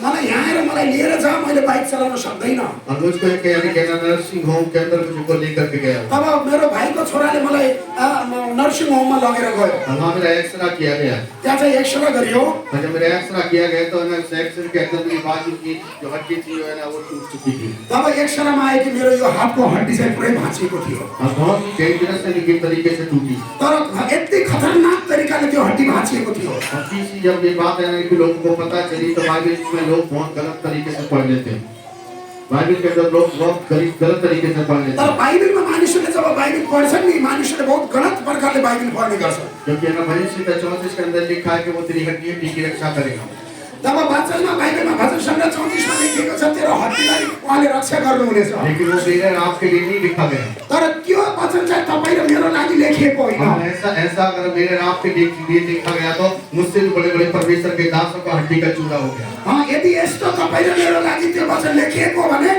यति प्रभुका ठुल्ठुला दासहरूको पनि हड्डी चुरा चुरा भएर फुटेको छ भविष्यवक्ताओं की हड्डियों का चूरा हो गया भविष्य वक्ताहरूको हड्डी पनि टुक्रिएको छ क्योंकि वो हर जिस हड्डी के बारे में परमेश्वर के वचन में लिखा है वो मेरे और आपके बारे में नहीं लिखा है त्यो हड्डीको बारेमा जो वचन लेखिएको छ तपाईँ र मेरो बारेमा त्यो वचन लेखिएको छैन क्योंकि वो यीशु मसीह के बारे में लिखा गया है त्यो वचन चाहिँ येशू मसीहको बारेमा लेखिएको हो जबकि ना यूहन्ना रचित सुसमाचार 19 अध्याय के अंदर ऐसा लिखा है कि वो उसकी हड्डी की रक्षा करता है किनभने यूहन्ना रचित सुसमाचार 19 मा त्यहाँ लेखिएको छ किनभने प्रत्येक हड्डीलाई उहाँले रक्षा गर्नुहुनेछ धर्मशास्त्र ऐसा बताता है वहाँ ऐसा लिखा है किनभने धर्मशास्त्र यस्तो लेखिएको छ भने त्यो भनिएको छ जब सिपाही जब उसकी हड्डी तोड़ने के जो उसको हड्डी तोड़ने के लिए आए थे तो वहाँ पर लिखा था कि यानी कि वो मर चुका है इसलिए उसकी हड्डी तोड़नी जो जब येशूलाई क्रुसमा टाँगेको थियो येशूको हड्डी तोड्नको लागि सिपाहीहरू त्यहाँ आएका थिए तब येशू मसीह पहिल्यै मरिसक्नु भएको थियो इसलिए उसकी हड्डी के बारे में लिखा है कि हमारी हड्डी के बारे में त्यसकारणले गर्दा येशूको हड्डीको बारेमा त्यो वचन लेखिएको छ तपाईँ र मेरो हड्डीको बारेमा होइन त्यो वचन मेरी हड्डी का जब मुझे पता चला कि मेरी हड्डी टूट चुकी है तो बहुत यानी कि मुझको दर्द था पीड़ित था और ना मैं दिल्ली के अंदर आया दिल्ली के अंदर हॉस्पिटल में गया जब मेरो हड्डी भाँचिएको थियो यति दुखाइ थियो तब म चाहिँ दिल्लीमा आएँ हस्पिटलमा और जब हॉस्पिटल के अंदर गया तो डॉक्टर से जब मेरी वार्तालाप हुई तो डॉक्टर ने कहा कि आपकी बाजू कट चुकी है तब जब म हस्पिटलमा गएँ डाक्टरसँग बातचित भयो र डाक्टरले चाहिँ तपाईँको हात काट्नु पर्ने अवस्था आएको छ और जब ये सुना तो शायद मेरे को एक दफे को थोड़ा सा झटका भी लगा लेकिन मैंने परमेश्वर से दुआ किया और डॉक्टर को बोला जो जितना आप कर सकते हैं आप उतना करिए तब मैले डाक्टरलाई भने जति तपाईँले गर्न सक्नुहुन्छ गर्नुहोस् फिर डॉक्टर ने मुझसे भी बात की कि हो सकता है कि आपका बाजू ना कटे लेकिन मगर हो सकता है कि बाजू आपकी कितनी इससे ज्यादा उठेगी तब डाक्टरले पछि भन्यो यदि तपाईँको हड्डी हात नकाटे तापनि तर तपाईँको हात चाहिँ उठ्न सक्दैन और जब ऐसा उसने कहा तो फिर मेरे को ना परमेश्वर में होकर के मैंने उससे बातें की और मैंने उससे यही बात बोली कि आप ऑपरेशन कीजिए जितना आप कर सकते हैं आप उतना कीजिए तब मैले डाक्टरलाई भने जति तपाईँले अपरेसन गर्न सक्नुहुन्छ तपाईँले गर्नुहोस् और जब उसने मेरा ऑपरेशन किया तो यानी कि ना मेरी बाजू काटने का उनको नौबत मिली और ना ऑपरेशन अच्छे से हुआ तब डाक्टरले जब अपरेसन चालू गरे उस समयमा न त मेरो हात काट्नु पर्यो न मेरो हातलाई निकाल्नु पर्यो और जब मैं वहाँ से डिस्चार्ज हुआ और ना जब डिस्चार्ज हुआ मेरे मतलब छुट्टी हुई मेरी वहाँ से हॉस्पिटल से तो डॉक्टर ने मुझको अलग कुछ एक्सरसाइज यानी कि मुझको बताया तब म हस्पिटलबाट डिस्चार्ज भएर छुट्टी भएर घरमा आएँ तब डाक्टरले केही एक्सरसाइज गर्नको लागि मलाई भन्नुभयो और डॉक्टर ने कहा कि एक छड़ी को लेना, इस प्रकार से ऐसे करके इसको उठाना और ना एक्सरसाइज करना। तब डाक्टरले भन्नुभयो एउटा लट्ठी ल्याएर जब यसरी हात राख्नु, यसरी गरेर तलमाथि यसरी गरेर एक्सरसाइज गर्नु। मैंने अपनी भाई को बोला कि मैंने क्या पहना, इस लाठी को पकड़ो और मेरे हाथ की एक्सरसाइज कराओ। तब मैले मेरो पत्नीलाई भने यो लट्ठीलाई तपाईँले समात्दिनुहोस् र मेरो हातलाई तपाईँले एक्सरसाइज गराइदिनुहोस्। और जब एक्सरसाइज करा रही थी तो एकदम ने झटका लगा, मेरा हाथ नीचे आ गया। तब मेरो पत्नी, उहाँको पत्नीले जब एक्सरसाइज गराउँदै हुनुहुन्थ्यो तब त्यो हात अचानक यस्तो भयो कि हातमा झट्का लागेर हात तल आयो। मैंने उसको कहा, मैंने कि डॉक्टर ने तो मेरी बाजू काटा नहीं, लेकिन तुम बाजू को जरूर खराब कर दो। मैले मेरो पत्नीलाई भने डाक्टरले त मेरो हात चाहिँ काटेन, तर तैँले चाहिँ मेरो हात चाहिँ चुटालिन्छस्। क्योंकि इतना बड़ा झटका, यानी कि मैं मेरे पत्नी का नहीं देख सकता। मेरो हात यस्तो प्रकारले झट्काइदियो कि मेरो पत्नीलाई मैले देख्न सकेन। फिर मैं बैठ गया एक दिन म चाहिँ बसेँ। और घुटने के बल बैठा मैं, तो खुदा से ये मैंने पूछा, मैंने कि खुदा क्या करूं? तब म घुँडाको बलमा बसेर मैले प्रार्थना गरेँ, प्रभु म के गरौँ? मैं क्या करूं परमेश्वर, आप मुझे बताएं। प्रभु म के गरौँ, तपाईँले मलाई भन्नुहोस्। क्योंकि ये हाथ चलता है और इस हाथ से तेरा कलाम को यानी कि बाइबल पकड़ी जाती है। यो हात चाहिँ चलाउनको लागि हो र यो हातले चाहिँ तपाईँको बाइबल वचनलाई चाहिँ मैले समात्ने गर्छु। क्योंकि इसके अंदर बाइबल पकड़ करके मैं तेरा वचन को प्रचार करता हूं। किनभने एक हातले समातेर नै बाइबल समातेर मैले तपाईँको वचनलाई प्रचार गर्ने गर्छु। अब तू चाहे तो इसको उठा, तू चाहे तो इसको बैठाएगा। तपाईँले यदि चाहनु भने यसलाई उठाउनुहोस्, नत्र भने तपाईँले बसालेर राख्नुहोस्। तब परमेश्वर ने मेरे दिमाग में कुछ डाला। तब परमेश्वरले मेरो दिमागमा केही शब्द हालिदिनु भयो। घर के अंदर एक पाइप खड़ा हुआ था, उसको दिखाया। घरभित्र एउटा पाइप ठाडो थियो, त्यसलाई प्रभुले देखाउनु भयो। उसने कहा कि इसको ऐसे लगा दे तब उहाँले भन्नुभयो यो पाइपलाई तेर्सो गरेर यसरी लगाइदे और इसके अंदर एक रस्सा डाल दे। यो पाइपभित्र एउटा रस्सी बाँध पाइपमा। और जो रस्सी डालने के बाद उसके अंदर एक फंदा लगा। तब त्यो रस्सी हालिसकेपछि पाइपमा एउटा गाँठा पर्यो। और फंदा लगा के उसको अपने हाथ को उसके अंदर डाल दे। तब त्यो हातलाई चाहिँ तैँले त्यो गाँठाभित्र हालिदे। और जब मैंने उसको हाथ को ऐसे डाला, तब मैले त्यो हातलाई त्यो गाँठाभित्र यसरी हालेँ। तो मैंने उसको धीरे धीरे करके ऐसे उसको ऊपर लेके गया। तब मैले बिस्तारै गरेर मैले त्यसलाई त्यो हातलाई तलमाथि गर्न सुरु गरेँ। और जब मैं धीरे लेकर के गया, म चाहिँ बिस्तारै मैले लिएर गएँ। और जब मैं धीरे धीरे लेकर के गया तो आज मेरा हाथ बाजू है ना, वो इतना नहीं है बल्कि इतना है। जब मैले बिस्तारै लगेर गएँ त आज मेरो हात यति तल होइन, तर मेरो हात यसरी माथि छ। हालेलुया। हालेलुया। गलती है, तर थाहा छ तपाईँलाई, तर गल्ती चाहिँ गल्ती हो।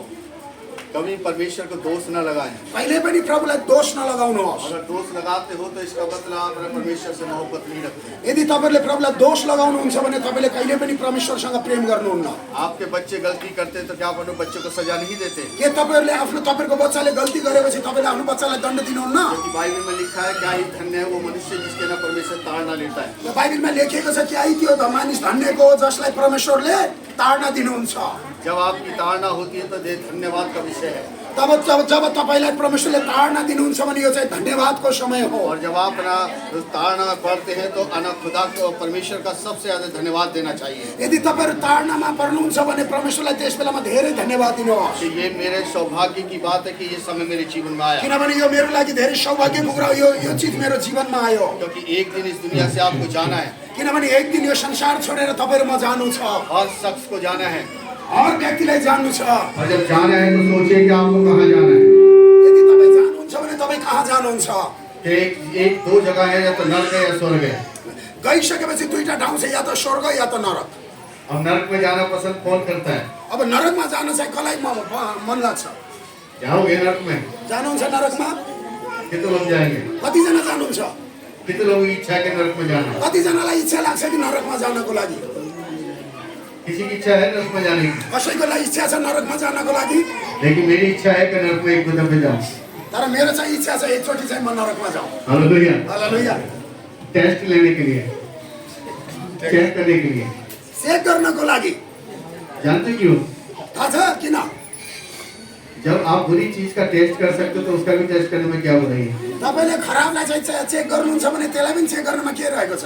जब आप शराब पीते समय नहीं सोचते तो ऐसा उसके बारे में सोचने में क्यों हम संकोच करते हैं? तपाईँले चाहिँ रक्सी खाने बेलामा सोच्नुहुन्न भनेपछि नरकमा पनि गएर चेक गर्नुहोस्। शराब तो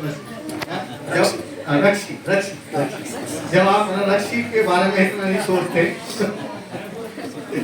जब आप अपना शराब पीते समय इतना नहीं सोचते तो यानी कि तो इसके बारे में इतना बाद में क्यों सोचते हो? जब तपाईँले रक्सी खानेको बारेमा यति कुरा सोच्नुहुन्न भने नरकलाई पनि चेक गरेर हेर्नुहोस्। तो टेस्ट यानी कि आपको चेक करना चाहिए कि नर्क में जाना है। त नरकमा जानको लागि तपाईँले चेक गर्नुहोस् कि टेस्ट गर्नुहोस् प्रश्न हुँदो रहेछ। आपको जाने का अनुभव वहाँ जाने की जरूरत नहीं है, आपको स्वयं स्पिरिचुअल ही मिल जाएगा। त्यहाँ नरकमा गएर चेक गर्नको लागि नरकको चेक गर्नको लागि तपाईँलाई नरकमा जाने जरुरत छैन, तपाईँलाई यही पृथ्वीमै पाउनुहुन्छ। आप तपाईँले चेक करके कीजिए, सोचिए, चेक करके कीजिए। एकचोटि चेक गरेर हेर्नुहोस्। नर्क को आप चेक करना चाहिए, जमीन पर ही चेक करो। नरकलाई थाहा पाउनको लागि जमिनमै थाहा पाउनुहोस्। और जिस दिन आप नरक को यानी कि जमीन पर चेक करना शुरू कर देंगे, आपको पता चल जाएगा कि मुझे नर्क नहीं बल्कि मुझे स्वर्ग जाना है। तब जब तपाईँले चेक गर्नुहुन्छ नि नरकको बारेमा, तब तपाईँलाई थाहा लाग्छ कि मलाई चाहिँ नरकमा जानु छैन, मलाई स्वर्गमा जानु छ। एक बहुत बड़ा लक्कड़ का यानी कि ना एक बहुत बड़ा ढेर लगाइए एउटा काठको ठुलो थुप्रो लगाइदिनुहोस्, और बहुत बड़ा लगाइए बहुत ठुलो लगाउनुहोस्, और बहुत ऊंचा, एकदम अग्लो।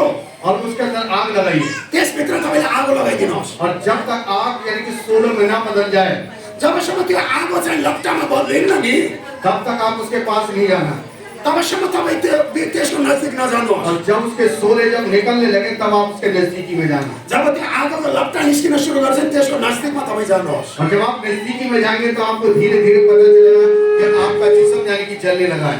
जब त्यो आगोको लट्टामा जब तपाईँ नजिक जाँदै हुनुहुन्छ नि, बिस्तारै तपाईँको शरीर चाहिँ पोल्दै जान्छ। आपको नर्क का यानी कि एहसास इस पृथ्वी पर होना शुरू हो जाएगा। तब नरकको अनुभव चाहिँ तपाईँलाई यो संसारमा सुरु हुन सुरु गर्छ। सोचे इतना बड़ा जो ढेर है, जो लकड़ी का ढेर है, वो थोड़े समय के लिए जल करके वो भस्म और राख बन करके खत्म हो जाएगा। जब त्यो यत्रो काठको थुप्रो छ, त्यो केही समयमा जलेर खरानी हुन्छ। तो सोचो यानी कि ये तो खत्म हो जाएगा, लेकिन सदा की यानी जो आग है, जो नरक की जो आग है, वो ना बुझने वाली जो आग है, उसमें कैसे बर्दाश्त करेंगे? हाँ, जब एउटा आगोको काठको थुप्रो चाहिँ एकचोटि जलेर खतम हुने हो, त तपाईँलाई यति जलाउँछ भने जो कहिल्यै पनि खतम नहुनेवाला आगोको त्यो लट्टाले तपाईँलाई कति जलाउनेछ। इसलिए आवश्यक है कि यानी कि उसका यानी कि ना जाएगा, यानी उसका अनुभव उस ही पृथ्वी पर आपको करना चाहिए। यसकारणले गर्दाखेरि मण्डली परिवार त्यो नरकको महसुस तपाईँले यही पृथ्वीमै गर्नु। जब आप इसका अनुभव आप कर चुके होंगे, तब आपको एहसास होगा कि परमेश्वर से दूरियां बनाने का मतलब क्या होता है। तब तपाईँलाई थाहा लाग्छ कि यसको परमेश्वरबाट टाढा हुनुको मतलब के हुन्छ तपाईँलाई। तब आपको समझ में आएगा कि यानी कि ना परमेश्वर से दूरियां बनाने की बजाय बल्कि हमें नजदीकी में जाना चाहिए। तब तपाईँलाई थाहा लाग्ने छ प्रियहरू, परमेश्वरबाट टाढा हुनुभन्दा परमेश्वरको नजदीकमा जानु। जब उस आग को देखने के बाद, उस आग के पास जाने के बाद आपको एहसास हो जाएगा कि हमें परमेश्वर से दूर नहीं बल्कि परमेश्वर के साथ में जाना है। तब त्यो आगोको तरपाईलाई देखेर त आगोको त्यो पावरलाई देखेर तपाईँलाई थाहा लाग्छ प्रभुबाट हामी टाढा होइन, नजदीक जानेछौँ। जब यदि आप सोचते कि स्वर्ग जाना है, यहाँ परमेश्वर का दास यानी कि बताता है कि आपको स्वर्ग जाना है, तब यहाँ प्रभुको दासले तपाईँलाई भन्दैन स्वर्गमा जानको लागि। और आप सुनकर के इस बात से बड़े खुश हो जाते हैं कि हमको स्वर्ग जाना है। तब यो कुरालाई सुनेर तपाईँहरू खुस हुनुहुन्छ कि हामी चाहिँ लेकिन ऐसा नहीं कि आप स्वर्ग चले जाएंगे। तर यस्तो होइन प्रियहरू, तपाईँ स्वर्गै जानु मामला ये है कि यानी कि 100 में से सिर्फ एक व्यक्ति स्वर्ग जाएगा, बाकी 99 नहीं रहेंगे। 100मा एकजना व्यक्ति मात्रै स्वर्गमा जान्छ, बाँकी 99 व्यक्ति नरकको लागि भाग्छ। अगर ऐसा होता तो यानी कि न सारे संसार में जितने मसीह लोग हैं वो स्वर्ग चले जाएंगे। यदि यस्तो हो भने संसारमा जति क्रिस्चियन छ सबै स्वर्गमा जानेछ, लेकिन सब लोग स्वर्ग में नहीं जाएंगे। तर सबैजना स्वर्गमा जाँदैन। हम दावे के साथ कहते हो कि हम में से कोई स्वर्ग नहीं म जाएगा। तपाईँलाई ग्यारेन्टी दिएर भन्छु कि कुनै पनि व्यक्ति स्वर्गमा जान सक्दैन। जिस दिन अपने जीवन को परमेश्वर के साथ में इंक्लूड कर देंगे, परमेश्वर आपके हाथ को थाम लेगा। जब तपाईँले आफ्नो जीवनलाई प्रभुको हातमा समर्पण गर्नुहुन्छ, तपाईँको हातलाई प्रभुले थाम्नुहुन्छ। जब परमेश्वर आपके हाथ को थामेगा तो वो कभी नहीं छोड़ेगा। परमेश्वरले जब तपाईँको हातलाई थाम्नुहुन्छ नि, त्यो व्यक्तिलाई कहिले पनि प्रभुले छोड्नुहुन्न। जब तक आपने ना परमेश्वर के हाथ को खुद को यानी कि थाम रखा है, तब तक आप अपने हाथ को छुड़ा करके चले जाते हैं। जबसम्म प्रभुले तपाईँको हातलाई थाम्नुहुन्छ, फेरि तपाईँले उहाँको हातबाट छुडाएर तपाईँ भाग्नुहुन्छ। अभी तो अनुभव करके देख लीजिए, आप अपने परिवार के बच्चों के साथ में देख लीजिए, जब बच्चे आपका हाथ पकड़ करके चलते हैं तो बच्चे ना हाथ छुड़ा करके भाग जाते हैं। जब आफ्नै परिवारमा हेर्नुहोस्, तपाईँले आफ्नो बच्चालाई समात्नुहुन्छ भने तपाईँको बच्चाले तपाईँको हातलाई छुडाएर उनीहरू भाग्छन्। लेकिन जब है ना उस बच्चे का हाथ जब आप संग पकड़ते हैं तो बच्चा किसी भी रीति से ना उस हाथ को छुड़ा नहीं पाता। जब तपाईँले सही प्रकारले बच्चाको हातलाई समात्नु भएको छ भने कुनै पनि तरिकाले त्यो बच्चाले तपाईँको हातबाट आफ्नो हात निकाल्न खोज्न हल्ला गर्न सक्दैन। जब तक आपने स्वयं यीशु मसीह का हाथ पकड़ा है, तब तक है ना आप भागते रहेंगे। जबसम्म तपाईले येशू मसीहको हातलाई समात्न सक्नुभएको छैन तपाई यो भाग्ने अवस्था आउँछ।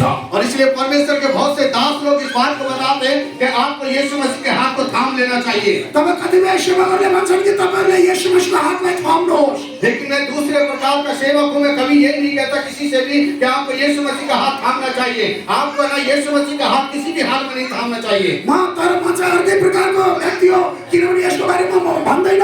तपाईँ र मैले येशू मसीहको हात थाम्नको लागि म भन्दैन। बल्कि आप परमेश्वर से कहिए कि यीशु मसीह से कहिए कि मैं आपका हाथ पकड़ना नहीं चाहता। येशू मसीहले भने प्रभु म तपाईको हात पकड्न सक्दैन। मैं किसी भी हालत में आपका हाथ पकड़ना नहीं चाहता। म के कुनै पनि अवस्थाले म तपाईको हात पकडिन चाहन्न। क्योंकि मैं अगर आपका हाथ पकड़ूंगा तो मैं छुड़ा लूंगा। म तपाईको हात मैले समात्छु भने प्रभु मैले तपाईको हातलाई छोडिदिने छु। मैं ये चाहता हूँ और चाहती हूँ कि आप मेरे हाथ को पकड़े। तर तपाईले भन्नुहोस् प्रभु मेरो हातलाई तपाईले पकड्नुहोस्। क्योंकि अगर जब मेरे हाथ को आप पकड़ेंगे तो शताब्दी आएगा तब आप मेरे साथ में खड़े होंगे। तब येशू मसीहले जब तपाईले मेरो हातलाई समात्नुहुन्छ कस्तै शताब्दी आए पनि तपाईले मेरो हात चाहिँ अलग हुँदैन। क्योंकि जब आपको कोई मारना होगा तो न परमेश्वर आपको न सामर्थ दे रहा होगा।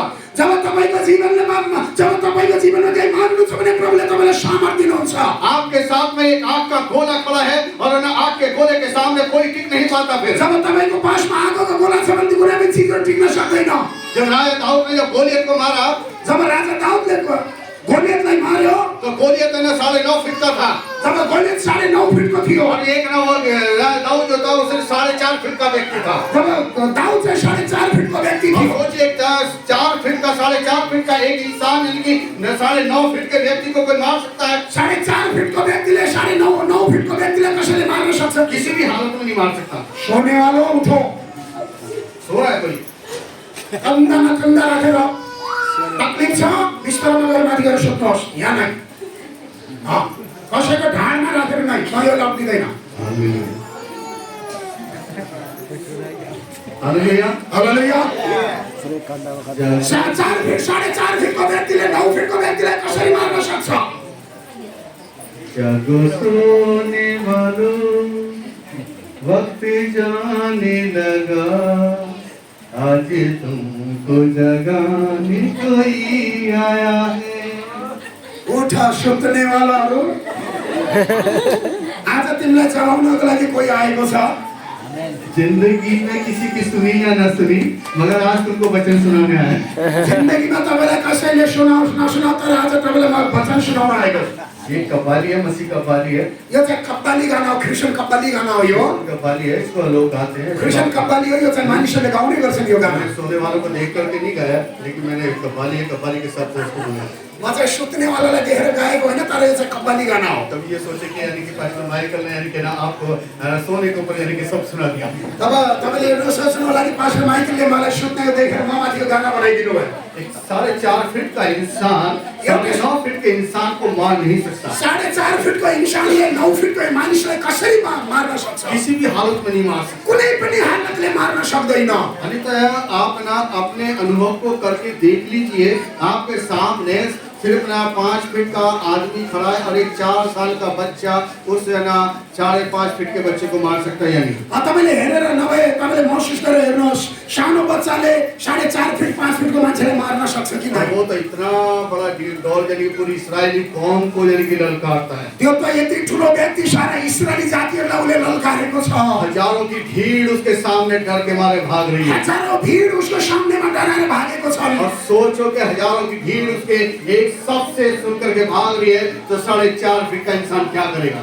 जब यत्रो इस्राएली जातिहरु भीड़हरु उसको ललकारले भागेको छन् भने 4.5 फीट को व्यक्तिले उलाई कसरी मार्छ? अब सोचिए कि वो 4.5 फीट के इंसान में ऐसी क्या खासियत थी कि उसने 9.5 फीट के इंसान को मारा। सोच्नु 4.5 फीट को व्यक्तिको बीचमा यस्तो के ताकत थियो कि उले 9 फीट को मानिसलाई मार्नको लागि तयार भयो। जब उसने मारने के लिए वो ना खड़ा हुआ तो उसने अपना 2 फल लिया और एक पत्थर उसने लिया। उले त्यो 9 फीट को व्यक्तिलाई आफूभन्दा ठुलो व्यक्तिलाई जब मार्नको लागि जब तयार भयो र उले चाहिँ एउटा भुयत्रो लियो। और जब पत्थर लिया तो उसी 2 फल से उसने उसको मारा।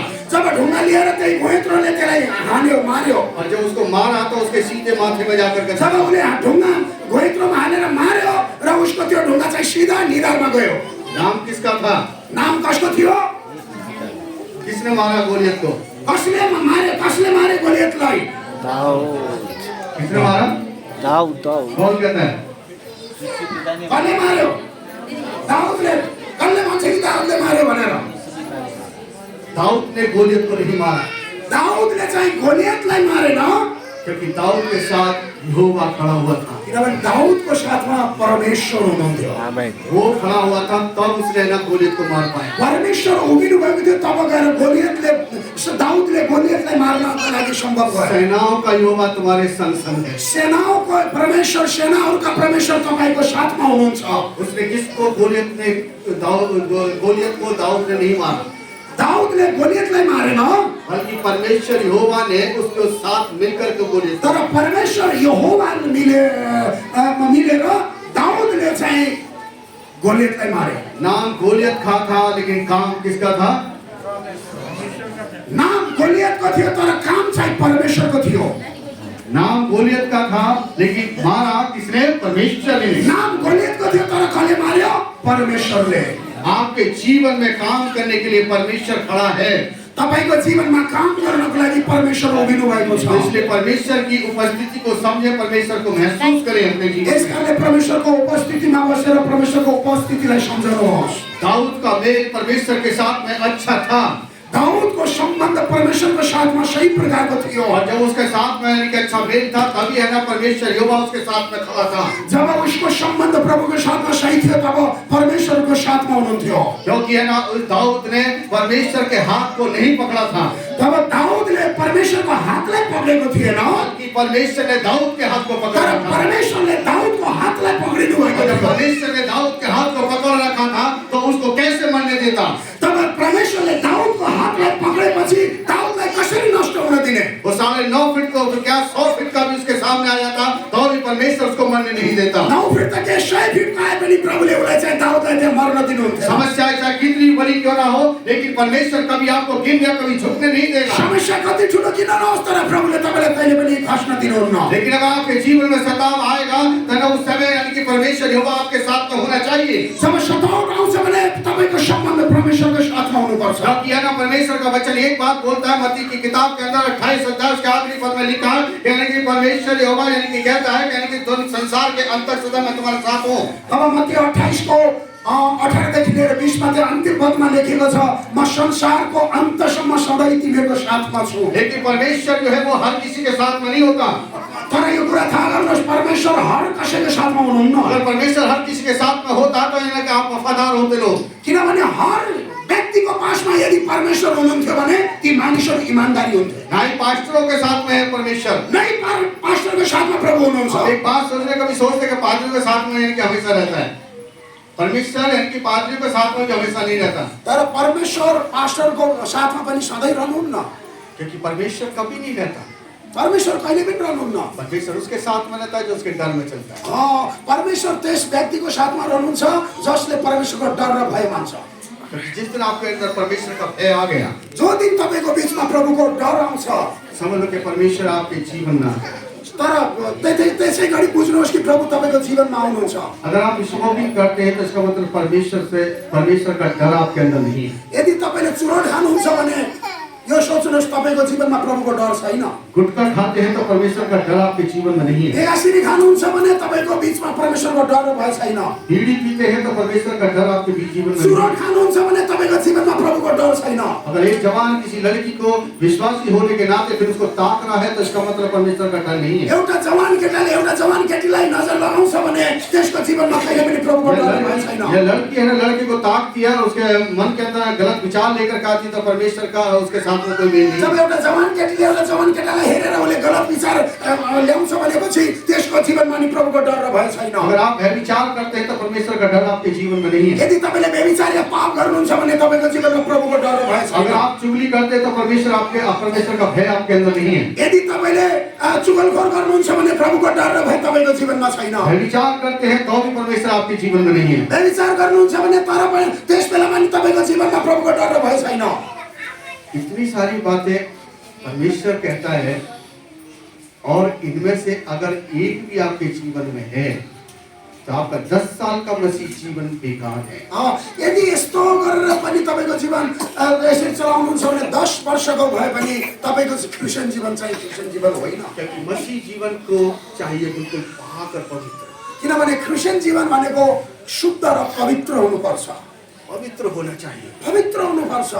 आपके मन के अंदर परमेश्वर को रहना चाहिए। तपाईको हृदयमा चाहिँ प्रभु वास बसेको हुनुपर्छ। दुनिया की बातें नहीं होनी चाहिए। दुनियाको संसारको कुराहरु चाहिँ त्यहाँ हुनु अगर हुँदैन। दुनिया की बातें आपके अंदर है तो इसका मतलब परमेश्वर के साथ आपका मेल नहीं है। यदि संसारको कुरा तपाईँ भित्र छ भने प्रभु तपाईको साथमा हुनुहुन्न। परमेश्वर को मेल करने के लिए आपको जाना पड़ेगा। परमेश्वर से मेल करने के लिए आपको जाना पड़ेगा। परमेश्वरसँग सम्बन्ध राख्नको लागि तपाईँ प्रभुको पास जानुपर्छ। संसार की सारी बातों को छोड़ना पड़ेगा। संसारको सबै चीजलाई छोडिदिनु हो। सारे ऐश्वर्य को छोड़ना पड़ेगा। संसारको मनोरञ्जनलाई छोडिदिनु हो। अभिलाषा को छोड़ना पड़ेगा। संसारको ती सारा चीजलाई छोडिदिनु हो। अपने मित्र अपने ना अजीजों को छोड़ना होगा। तपाईको प्रिय मानिसहरूलाई पनि छोड्ने अवस्थाहरू आउँछ। जो बात बताने जा रहा हूं उसको बड़े गौर से सुनना। जो कुरा म तपाईलाई भन्न गइरहेको छु त्यसलाई ध्यानसँग सुन्नुहोस्। हालेलुया। हालेलुया। कितने लोग थक गए? कतिजना थाक्नु भयो? हात उठाउनुहोस् त। 1 मिनट के लिए खड़े हो जाएंगे।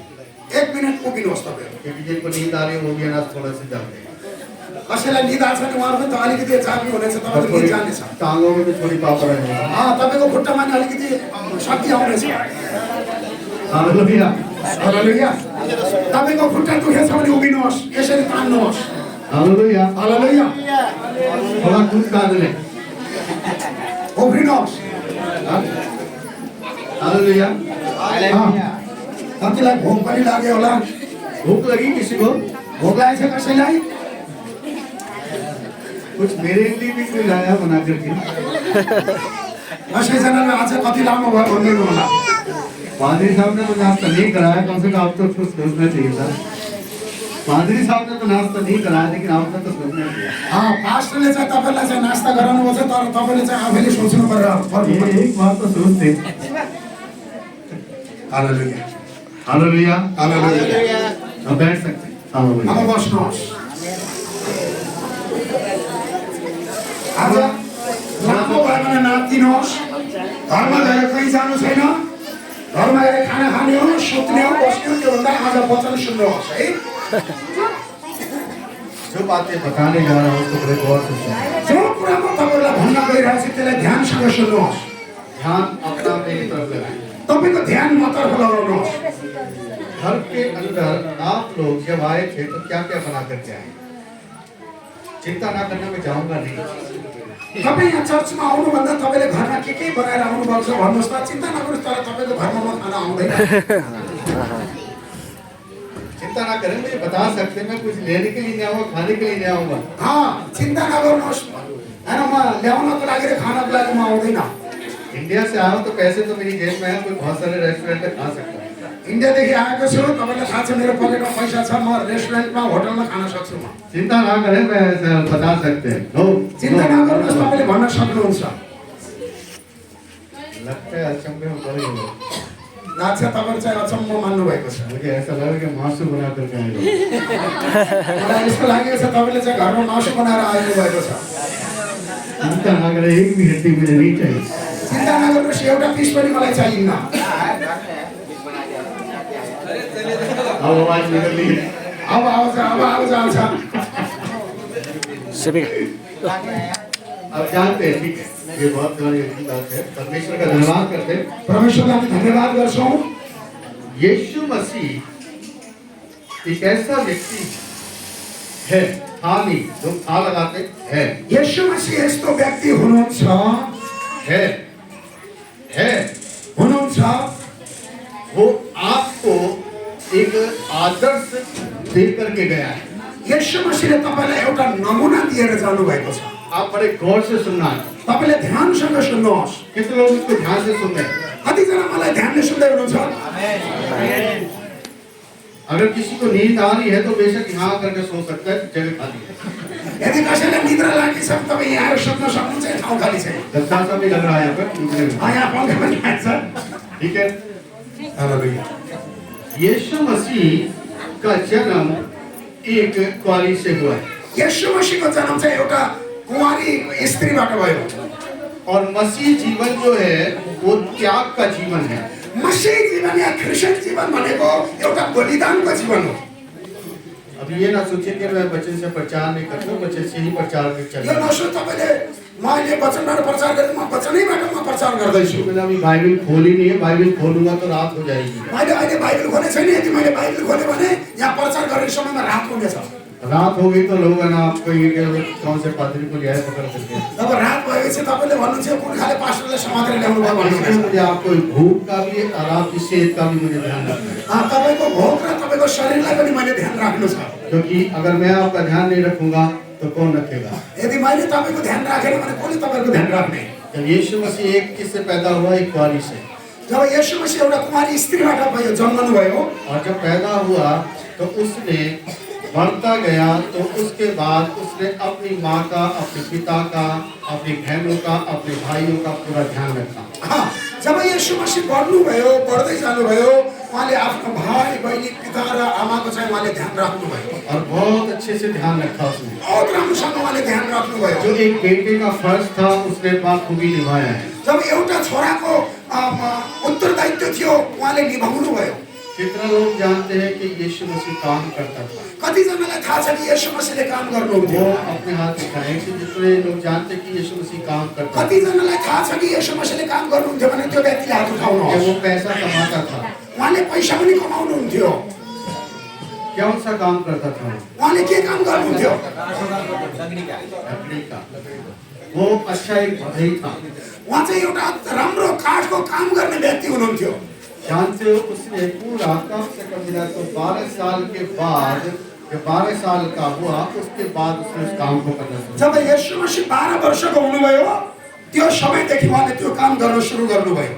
और उसने 18 साल तक बढ़ई का काम किया। उहाँले 18 वर्षसम्म काठको कार्पेन्टरको काम गर्नुभयो। और 18 साल तक उसने इतना पैसा कमाया, बेशुमार कमाया। त्यो 18 वर्षसम्म 12 वर्षदेखि लिएर 18 वर्ष 6 वर्षमा उहाँले यति पैसा कमाउनु भयो, यति धेरै उहाँले पैसा कमाउनु भयो ताकि उसको कोई भी उस जगह पर रहने वाला व्यक्ति, कोई पादरी, महायाजक या लेवी, कोई उस पर उंगली ना उठा सके। उस समयमा कोही याजक महायाजक लेवीहरू त्यहाँ आउँथे भने कसैले पनि उहाँको विरुद्धमा औँला नउठाओस् भनेर। क्योंकि आप जानते हैं कि जब एक बेटा जब अपनी माँ को, अपने पिता को, अपने भाई को छोड़ करके जब दूसरे कामों की तरफ चला जाता है तो उसको है ना निकम्मा और है ना नाकारा व्यक्ति बोलते हैं। एउटा छोरा आफ्नो बुवा आमाबाट अलग भएर अरू काममा जान्छ भने त्यसलाई मूर्ख या निकम्मा भनेर बुझ्ने गर्छन्। और इसलिए यीशु मसीह कभी नहीं चाहता था कि मेरे बारे में कोई भी ऐसे विचारधारा रखे। तब यीशु मसीहले यो सोच्नु भयो कि मेरो विचारमा मेरो लागि चाहिँ कसैले पनि यस्तो गलत नबोलोस् भनेर उहाँले यो सोच्नु भयो। और इसलिए उसने 12 साल के बाद काम करना शुरू तब किया। उहाँले 12 वर्षपछि 12 वर्ष पुग्नुभयो, त्यो दिनदेखि उहाँले काम गर्न सुरु गर्नुभयो। 18 साल तक उसने काम किया। 18 वर्षसम्म उहाँले काम गर्नुभयो। और 18 साल में उसने कितना पैसा कमाया वो उस जमाने में ये पता नहीं है। उहाँ 18 वर्षमा उहाँले जो काम गरेर कति पैसा कमाउनु भयो त्यसको कोही गिन्ती छैन। अगर आज की कॉन्ट्री किया जाए तो एक व्यक्ति अगर कम से कम बिना तो एक अनपढ़ या गवार जो होता है वो भी कम से कम 15,000 रुपए से महीना कम ही कमाता है। यो समयमा अहिले हामी हेर्छौँ भने एकदम अनपढ हैन नपढेको व्यक्तिले पनि महिनाको 15,000 रुपैयाँ कमाउँछ। अगर 15,000 रुपए अगर वो एक महीने में कमा रहा है तो समझो कि 18 साल का कितना होता है। 15 मान्नुहोस् 1 महिनामा उसले 15,000 कमाउँछ भने 18 वर्षमा कति कमायो होला? सोचो 18 लाख और 9 कितने होते हैं? सोच्नु 18 लाख इन्टु 9 कति हुन्छ? कितने होते हैं? कति हुन्छ? 18 लाख इन्टु 9 27 लाख। 27 लाख 27 लाख 18 यानी कि 18 साल के अंदर आप कमाएंगे।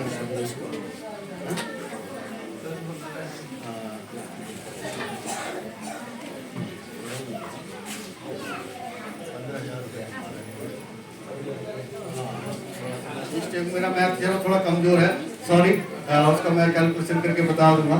अगर कोई बता सकता है तो उसको बता सकते हैं, जो उनके पढ़े लिखे लोग भी हैं पर 18 उसका थोड़ा ज्यादा ही बैठेगा। मैंने शायद 10 महीने का हिसाब किताब लगा करके बताया, 2 महीने को जोड़ा ही नहीं। अगर 2 महीने का और छोड़ेंगे तो और ज्यादा बैठेगा, ठीक है। कम से कम बिना तो 50 के एयर फेयर में 40-50 के एयर फेयर में जाकर के बैठेगा। 40-50 करोड को आसपासमा गएर लाख करोड़ नहीं, लाख में बैठेगा। 40-50 लाख बस्न जान्छ।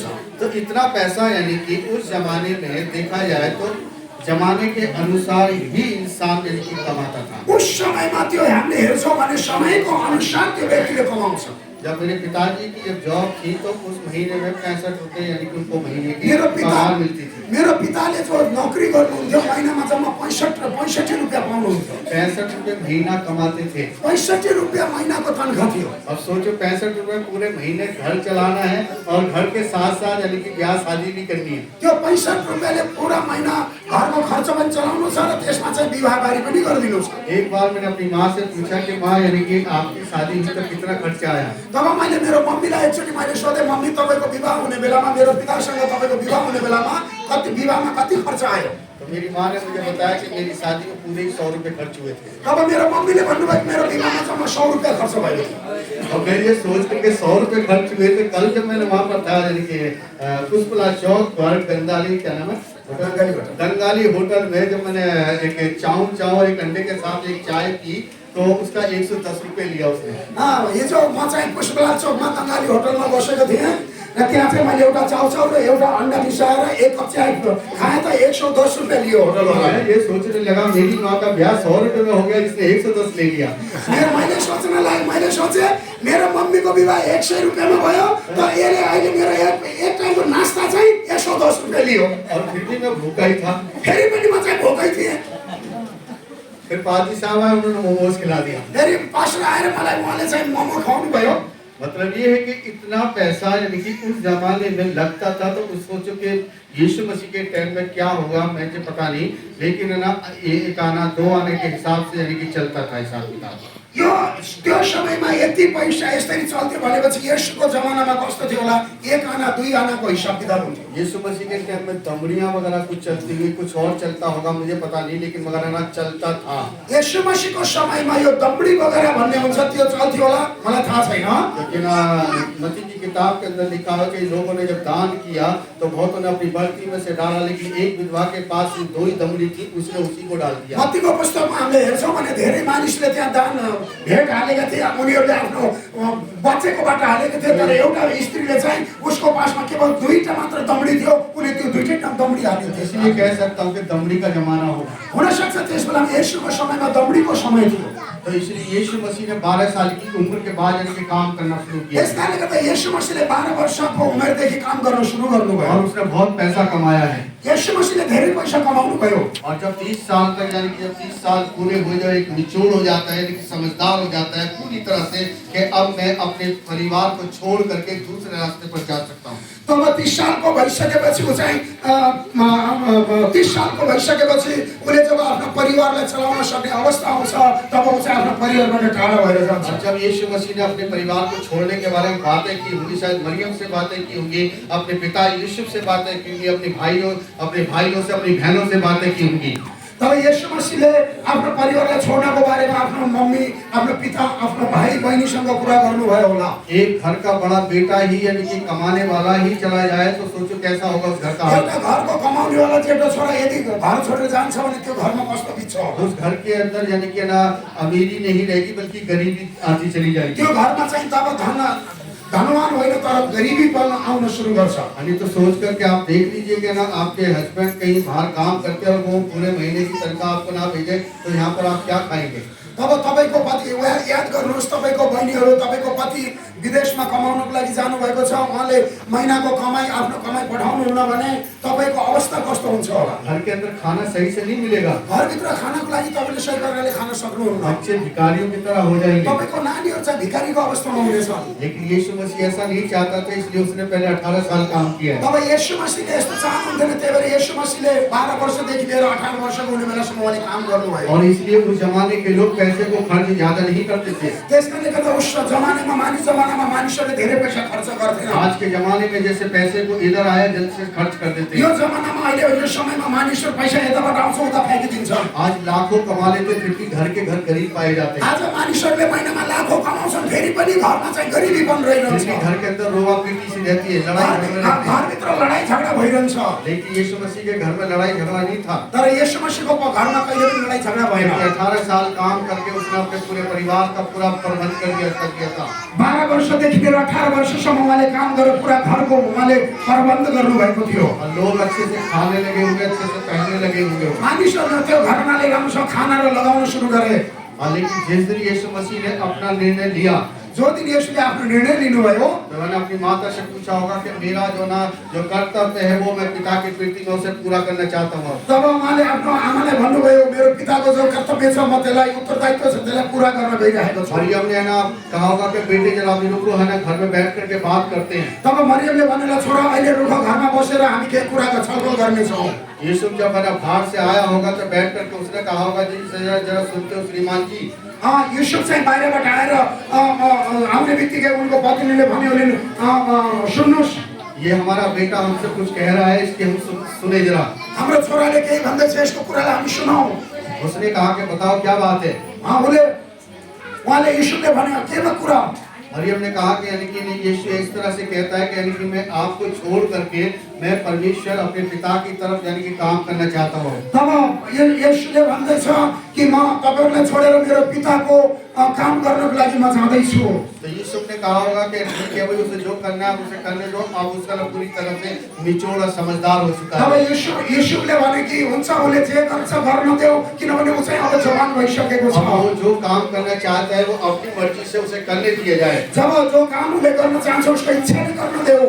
लेकिन जब उसने काम करना शुरू किया तो सबसे पहले त्याग किया उसने। फिर जब यीशुले काम गर्न सुरु गर्नुभयो तब यीशुले बलिदान दिन सुरु गर्नुभयो। यीशु मसीह ने अपने पिता को ग्रहण किया तो उसने सबसे पहले अपने मम्मी, अपने पापा को और अपनी बहन को, अपने भाइयों को, सबको छोड़ा।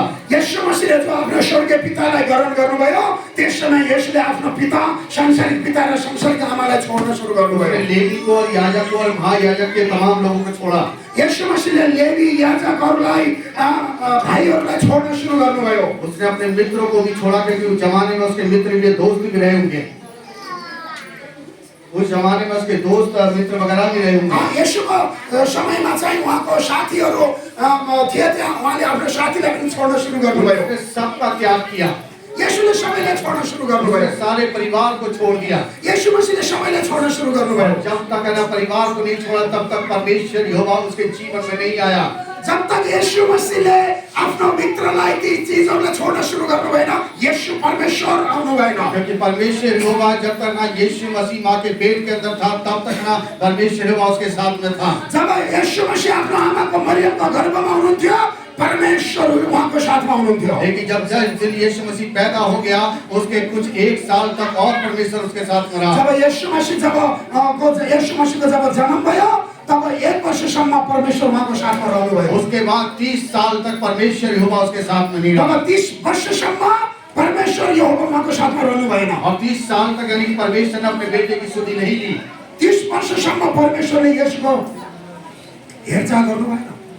उसने जब अपने आप को अपने पिता के हाथ में सौंपना शुरू किया, जब यीशु मसीहले आफूलाई आफ्नो पिताको हातमा सुम्पिन सुरु गर्नुभयो उसने प्रार्थना की होगी कि पिता मैं अपना जीवन तुझको देना नहीं चाहता बल्कि आप मेरे जीवन को अपने हाथ में लें। तब यीशुले भन्नुभयो प्रभु मेरो जीवन म तपाईलाई दिन चाहन्न कि बल्कि तपाईले आफ्नो हात मलाई दिनुहोस् और आप मेरे जीवन को थाम ले आओ। तपाईले मेरो जीवनलाई थाम्नुहोस्। क्योंकि आपने 30 साल तक मुझे एक परिवार में रखा है और मैंने पूरे कर्तव्य के साथ पूरी ईमानदारी के साथ मैंने अपना फर्ज निभाया। तब 30 वर्षसम्म प्रभु मलाई तपाईले परिवार दिनुभयो र मैले प्रभु मेरो यो परिवारको उत्तरदायित्वलाई मैले पूरा गरेको छु। अब जो तेरे प्रति जो मेरा फर्ज है उसको मैं निभाने के लिए अब तैयार हो चुका। अब प्रभु जो तपाईको उत्तरदायित्व छ अब म त्यसलाई पूरा गर्नको लागि म तयार छु। तब पिता परमेश्वर यहोवा ने यानी कि यीशु मसीह से बातें की होंगी। तब पिता परमेश्वरले यीशु मसीहसँग बातचीत गर्न सुरु गर्नुभयो। बाइबल ऐसा बताते हैं कि वो अकेले में हमेशा अपने पिता से बात करता तब बाइबलमा यसरी लेखेको छ एक्लोपनमा यीशु मसीह त्यहाँ चाहिँ बातचीत गर्न सुरु गर्नुहुन्छ। और जब उसका बपतिस्मा लेने के लिए वो जा रहा था तो शायद हो सकता है कि उसके ना माता पिता ने रोकने की कोशिश की होगी। जब यीशु मसीह जब बपतिस्मा लिनको लागि जानुभयो हुन सक्छ उसको बुवा आमाले त्यहाँ रोक्ने कोशिश गर्नुभयो होला। जो नहीं चाहते होंगे कि यानी कि हमारा बेटा घर को छोड़ करके जाए, हमारे अपने परिवार को छोड़ करके जाए। उहाँले चाहनुहुन्थेन होला कि हाम्रो छोराले हाम्रो परिवार र घरलाई छोडोस् भनेर। ताकि वो साथ होगी कि हमारा बेटा हमारे साथ रहे, चाहे बेशक मना शारीरिक रूप से पैदा नहीं है, चाहे आत्मिक रूप से पैदा है, लेकिन बेटा तो उसका कहलाया गया वो। तर त्यहाँ चाहिँ भनिएको छ यदि ऊ शारीरिक रूपले पैदा भयो भने आत्मिकमा नभए तापनि तर ऊ चाहिँ हाम्रो साथमा रहोस्। और भी वो नहीं चाहते होंगे कि यानी कि हमारा बेटा हमको छोड़ करके चला जाए। तब उहाँले यो चाहनुहुन्थेन कि हाम्रो छोरा हामीसँग अलग भएर जाओस्। आप एक किसी बच्चे को जब गोद लेते हैं और वो बच्चा जवान हो जाए और वो छोड़ करके आपको जाने लगे तो आपको बहुत दर्द और बहुत पीड़ा आपको होगी। जब तपाईको छोरा या सन्तानले तपाईलाई छोडेर जाने बेलामा तपाईलाई दर्द के दुःख र पीडा हुनेछ। और इतनी पीड़ा होगी कि मैंने इस बच्चे को इतने साल तक मैंने पाला पोसा बड़ा किया, जवान किया, लिखाया पढ़ाया, इस लायक बना के समाज में उठकर बैठ सके।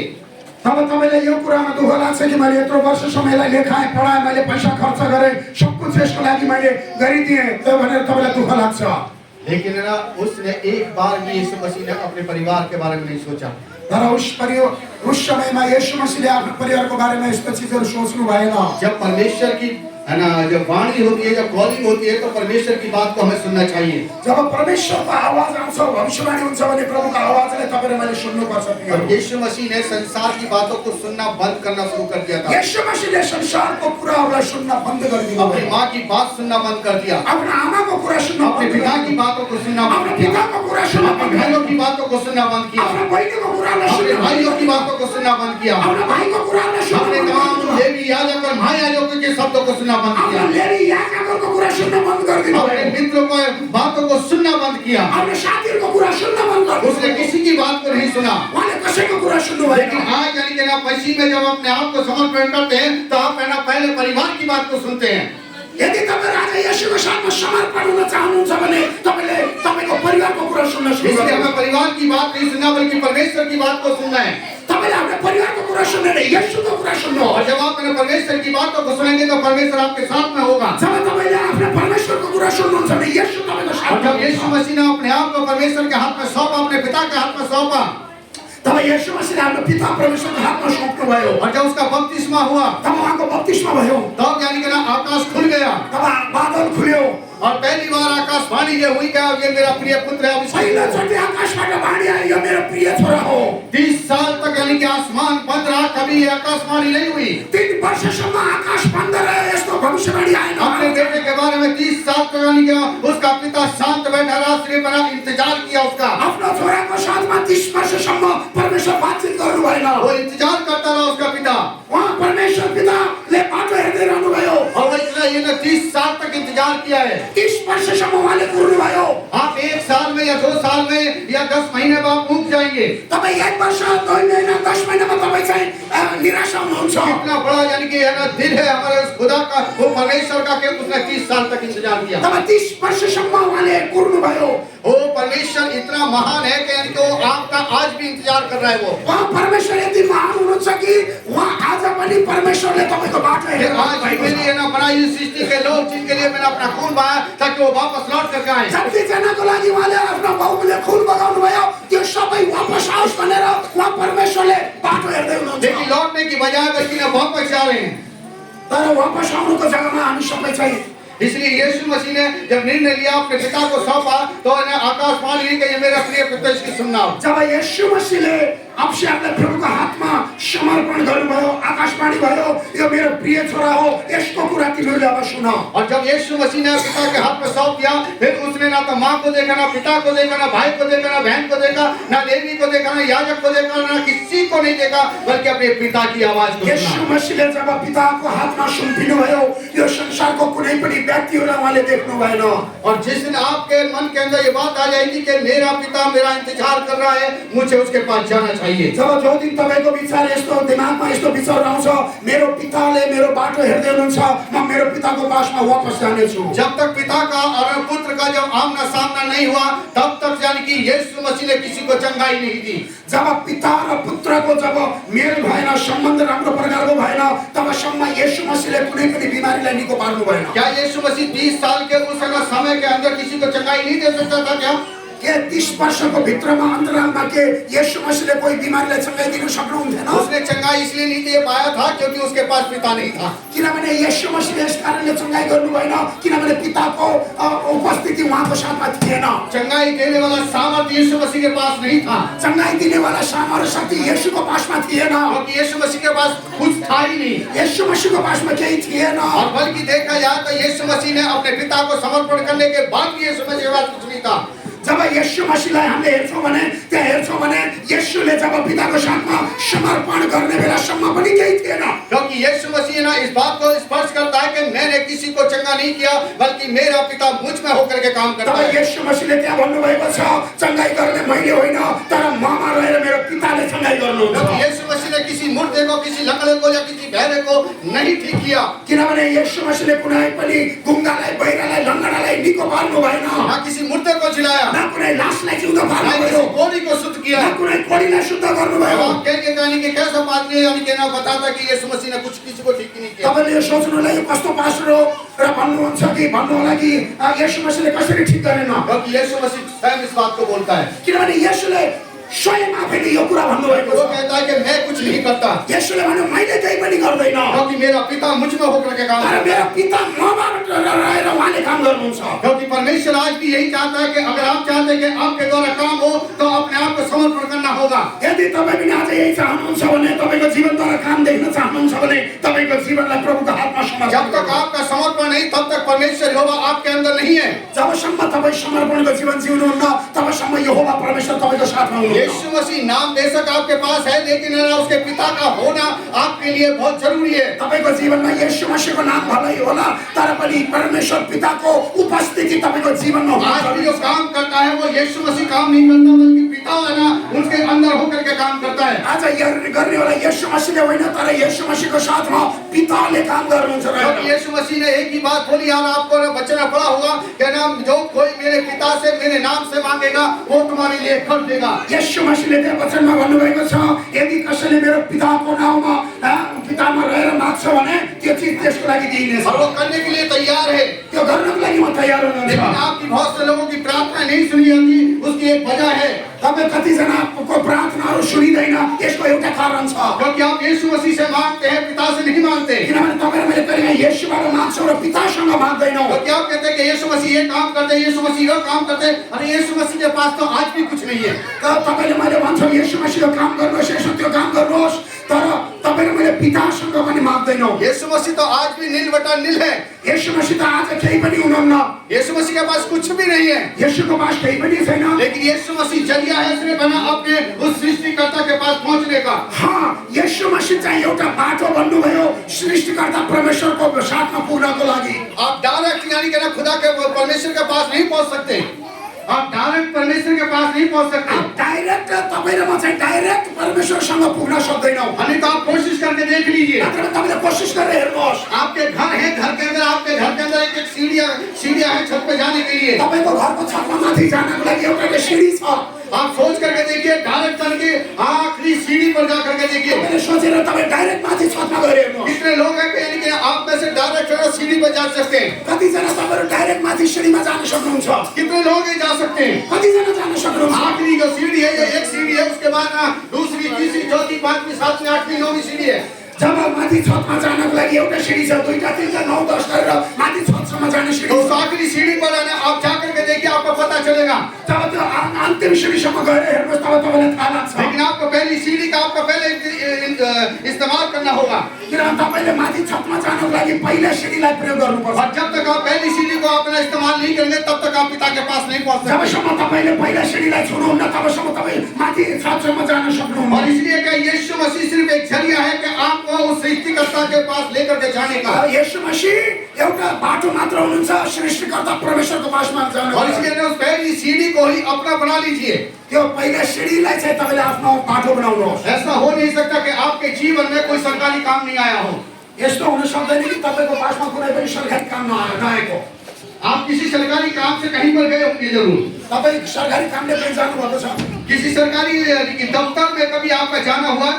तपाईको चाहिँ सरकारी अफिसमा कहिले जाने काम कहीं गर्नु पासपोर्ट बनवाने या किसी चीज को बनवाने जाते होंगे, पासपोर्ट बनाउन नागरिकता बनाउन त्यही जानु भएको छ तो क्या आप डायरेक्ट यानी कि उस ऑफिसर के पास पहुंच सकते हैं? के तपाईँ डाइरेक्ट त्यो माथि अफिसरसँग पुग्न सक्नुहुन्छ पहले आपको यानी कि ना उसके पास से एक सामने गेट के पास से एक ऐसा व्यक्ति बैठा है जिसको बोलते हैं वॉचमैन, यानी कि ना एक सिक्योरिटी गार्ड। जब तपाईहरु त्यो अफिसमा जाने बेलामा बाहिर गेटमा एउटा सिक्युरिटी गार्ड भेटिन्छ त्यहाँ जब तक आपसे आपकी मुलाकात उससे नहीं होगी तब तक आप उस ऑफिसर के पास नहीं पहुंच सकते। जबसम्म तपाईको पहिला भेटघाट त्यो चौकीदारसँग हुँदैन तबसम्म तपाईँ माथि अफिसरसँगको पासमा जान पहले सक्नुहुन्न आप उससे बात करेंगे और वो आपकी बात को उस है ना ऑफिसर के पास लेकर के जब जाएगा। तपाईँ त सेक्युरिटीसँग कुरा गर्नुहुन्छ तपाईँको कुरालाई त्यो सेक्युरिटी गार्डले माथि अफिसरको पासमा लगेर जान्छ वो ऑफिसर तब आना अपने सिक्योरिटी गार्ड को बोलेगा कि उसको आने दो।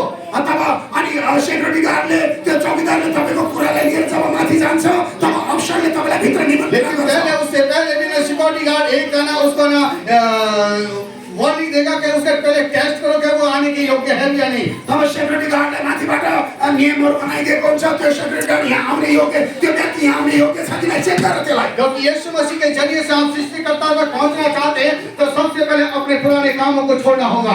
यीशु मसीहको साथमा आफ्नो पिताको पासमा यदि तपाईँ जान चाहनुहुन्छ भने तपाईँले आफ्नो पुरानो गन्दा कामहरूलाई छोडिदिनुहोस् सारे जितने भी आपके काम हैं, तपाईँको जति पनि पुरानो कामहरू छ चाहे छोटा है या बड़ा है, वो सारे काम आपको छोड़ना होंगे। चाहे सानो छ चाहे सानो चाहे ठुलो त्यो सबै पुराने जीवन को आपको त्याग करना होगा, पुरानो जीवनलाई तपाईँले त्याग गर्नुपर्छ क्योंकि आप यीशु मसीह से बड़े नहीं हो सकते, यीशु मसीह से बढ़ करके नहीं हो सकते। तपाईँ र म चाहिँ यसोभन्दा ठुलो हुन सक्दैनौँ यसोभन्दा महान हुन सक्दैनौँ क्योंकि यीशु मसीह ने भी अपने परिवार का त्याग किया है। यीशु मसीहले पनि आफ्नो परिवारलाई त्याग गर्नुभयो अगर वह जो स्वर्ग स्थानों में बैठा है, परमेश्वर के दाहिने हाथ बैठा है, तो वो सिर्फ इस वजह से कि त्याग की वजह से। आज यीशु मसीह आफ्नो पिताको स्वर्गीय स्थानमा दाहिने हातमा बस्नुको कारण यही हो यीशु मसीहले आफ्नो संसारको सारा चीजलाई त्यागिदिनु भयो और उसको मेल करने के लिए उसे बहुत बड़ा संघर्ष यानी कि करना पड़ा है। परमेश्वरसँग मेल गर्नको लागि उहाँले ठुलो सङ्घर्ष गर्नु पर्यो उसने तानों को सहा है, उहाँले चाहिँ नाना प्रकारको तानहरू सहनु पर्यो उसने उसके शरीर में कोड़ों को खाते समय उसने कभी भी अपने पिता को यानी कि नहीं पुकारा, बल्कि उसको सहन किया। तब उहाँले क्रुसमा कोडाको घाउ दर्द सहने बेलामा आफ्नो पितालाई याद गर्नु भएन तर उहाँले त्यो दर्दलाई सहनु भयो उसके मुंह में थूका नहीं गया उसको मुखमा थुकिएको थियो और उस थूक का यानी कि उसने उल्टा जवाब नहीं दिया, त्यो थुकको बदलामा उहाँले उल्टो जवाब दिनु भएन बल्कि उस थूक का यानी कि अपने ऊपर आने दिया, आरा करके उसका आदर किया है। तर त्यो थुकलाई आफ्नो मुखमा आउन दिएर उहाँले आदर गर्नुभयो और परमेश्वर के सामने शायद वो थूक को लेकर के बोलता हुआ कि देख पिता यानी कि ऐसा मेरे साथ में हुआ है। तब त्यो थुकलाई देखेर उहाँले भन्न सक्थे हेर्नुहोस् पिता मलाई यस्तो भएको छ और ऐसा यानी कि जब होता होगा तो पिता कहता होगा कोई बात नहीं बेटे, ये सब होने दे। तब यस्तो भएपछि पिताले भन्नु तर कोही नै छोरा यो हुन दे और जब परमेश्वर यानी कि पिता यानी कि इन बातों को देखता होगा कि मेरे बेटे पर अब कोड़े भी लगने जा रहे हैं, तब पिताले हेरेर भन्नुभयो ल मेरो छोरालाई अब कोडा पनि लगाउँदैछन् जानते जब यीशु मसीह को कोड़ा पड़ता था तो उन कोड़े के अंदर छोटी छोटी कीलें होती थी।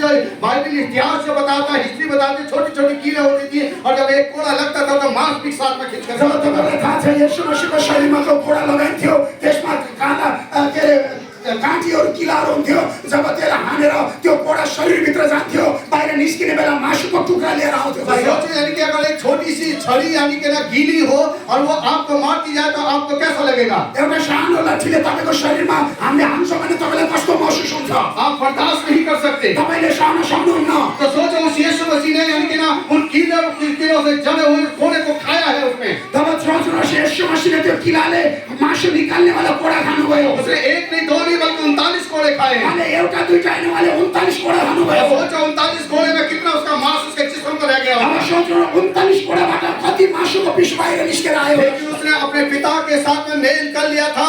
उसे मालूम था कि मेरे कोड़े खाने से यानी कि संसार उद्धार पाएगा तो मैं इन कोड़ों को खाऊंगा। तब यीशु मसीहले सोच्नुभयो मेरो कोडा खानाले सारा मानिसले चङ्गाई पाउनेछ हालेलुया उद्धार पाउनेछ र म चाहिँ यो कोडा खान तयार छु अब ये सोचना आपके ऊपर डिपेंड करता है कि यानी कि आप यानी कि उन कोड़ों को उन समस्याओं को यानी कि अपने जीवन में आने देना चाहते हैं या नहीं। तब तपाईँले थाहा गर्नुहोस् कि यो कोडाले यो दर्द तपाईँको जीवनमा आउन दिन चाहनुहुन्छ कि नै यीशु मसीह का त्याग आज कितना महान है।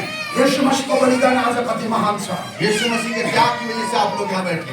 यीशु मसीहको बलिदानले गर्दा तपाईँ आज यहाँ बस्नुभएको यीशु मसीह के त्याग की वजह से भारत से मैं यहाँ पर हूँ। यीशु मसीहको बलिदानले गर्दाखेरि म भारतबाट म यहाँ आएको छु परमेश्वर काम करता है। परमेश्वर काम गर्नुहुन्छ हालेलुया।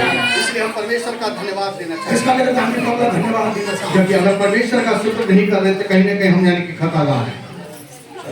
परमेश्वर का शुक्र नहीं कर रहे तो हम कहीं ना कहीं खता कर रहे हैं। हाँ, यदि हमने प्रभुलाई धन्यवाद दिँदैनौँ भनेपछि कहीँ न कहीँ हामी चुकेका छौँ। यीशु मसीह ने त्याग किया है, यसुले बलिदान दिनुभयो। इतना बलिदान दिया कि जो आप दे नहीं सकते। यत्रो बलिदान दिनुभयो कि उहाँले तपाईँलाई त्यो सहन गर्न सक्दैन। क्या आप अपने परिवार को ज्यादा महत्व देना चाहते हैं या यीशु मसीह को? तपाईँहरूले आफ्नो परिवारलाई ज्यादा महत्त्व दिन चाहनुहुन्छ या यसु मसीहलाई? यीशु मसीह को। यसु। इधर बहनें यानी कि यीशु मसीह को ज्यादा महत्व देना चाहती हैं या परिवार को? यता बहिनीहरूले यसु मसीहलाई ज्यादा महत्त्व दिन चाहनुहुन्छ या आफ्नो परिवारलाई? यीशु नहीं, यीशु नहीं, यसुलाई, यीशु नहीं, यसुलाई, क्या नहीं? यसुको। यीशु को लागी, क्या नहीं? परमेश्वर आपका, मेरा परमेश्वर आपसे ये चाहता है कि त्याग करें। रवि ईश्वर तपाईँको मेरो परमेश्वर यही चाहनुहुन्छ कि तपाईँले मैले बलिदान गर्नको लागि। अगर आज भी पुराने जीवन में अगर आप भी आज भी आपका कदम है यदि तपाईँको आज जीवन पुरानो जीवन स्वभावमै आज छ भने तो समझ लो कि आज भी आप है ना उस दशा में पड़े तपाईँहरू आज त्यही दशामा हुनुहुन्छ। और परमेश्वर नहीं चाहता कि आप उस दशा में रहें। परमेश्वरले चाहनुहुन्न कि तपाईँ त्यो दशामा हो। क्योंकि बाइबल को अच्छी तरह से पढ़ो। किन बाइबललाई सही प्रकारले पढ्नुहोस्। क्योंकि शुरू मैंने बात पूछी कि यीशु मसीह को कितने लोग चाहते हैं कि वो आए और कितने लोग नहीं चाहते कि ना आए। हाँ, मैले सुरुमा यही भनेको थिएँ कि यसु मसीहको राज्य आएको या नआएको कतिले देख्न चाहनुहुन्छ। कितने लोग चाहते थे कि उसको शताब रुक जाए और सबने कहा कि शताब रुक जाए। इससे पहले ये पता चला कि आप लोग नहीं चाहते कि आप स्वर्ग जाए।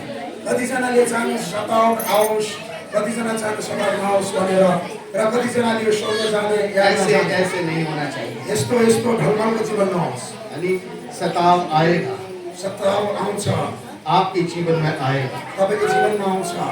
मरोगे, मर्नु नै छ, मरोगे, मर्नु नै छ, मारोगे नहीं। मार्नु नै छैन। मरना है, मारना नहीं। मर्नु छ, मार्ने होइन। अगर मरोगे तो जीवन पाओगे। यदि मर्नु छ, जीवन पाउनुहुन्छ। मौत ही हमारा जीवन है।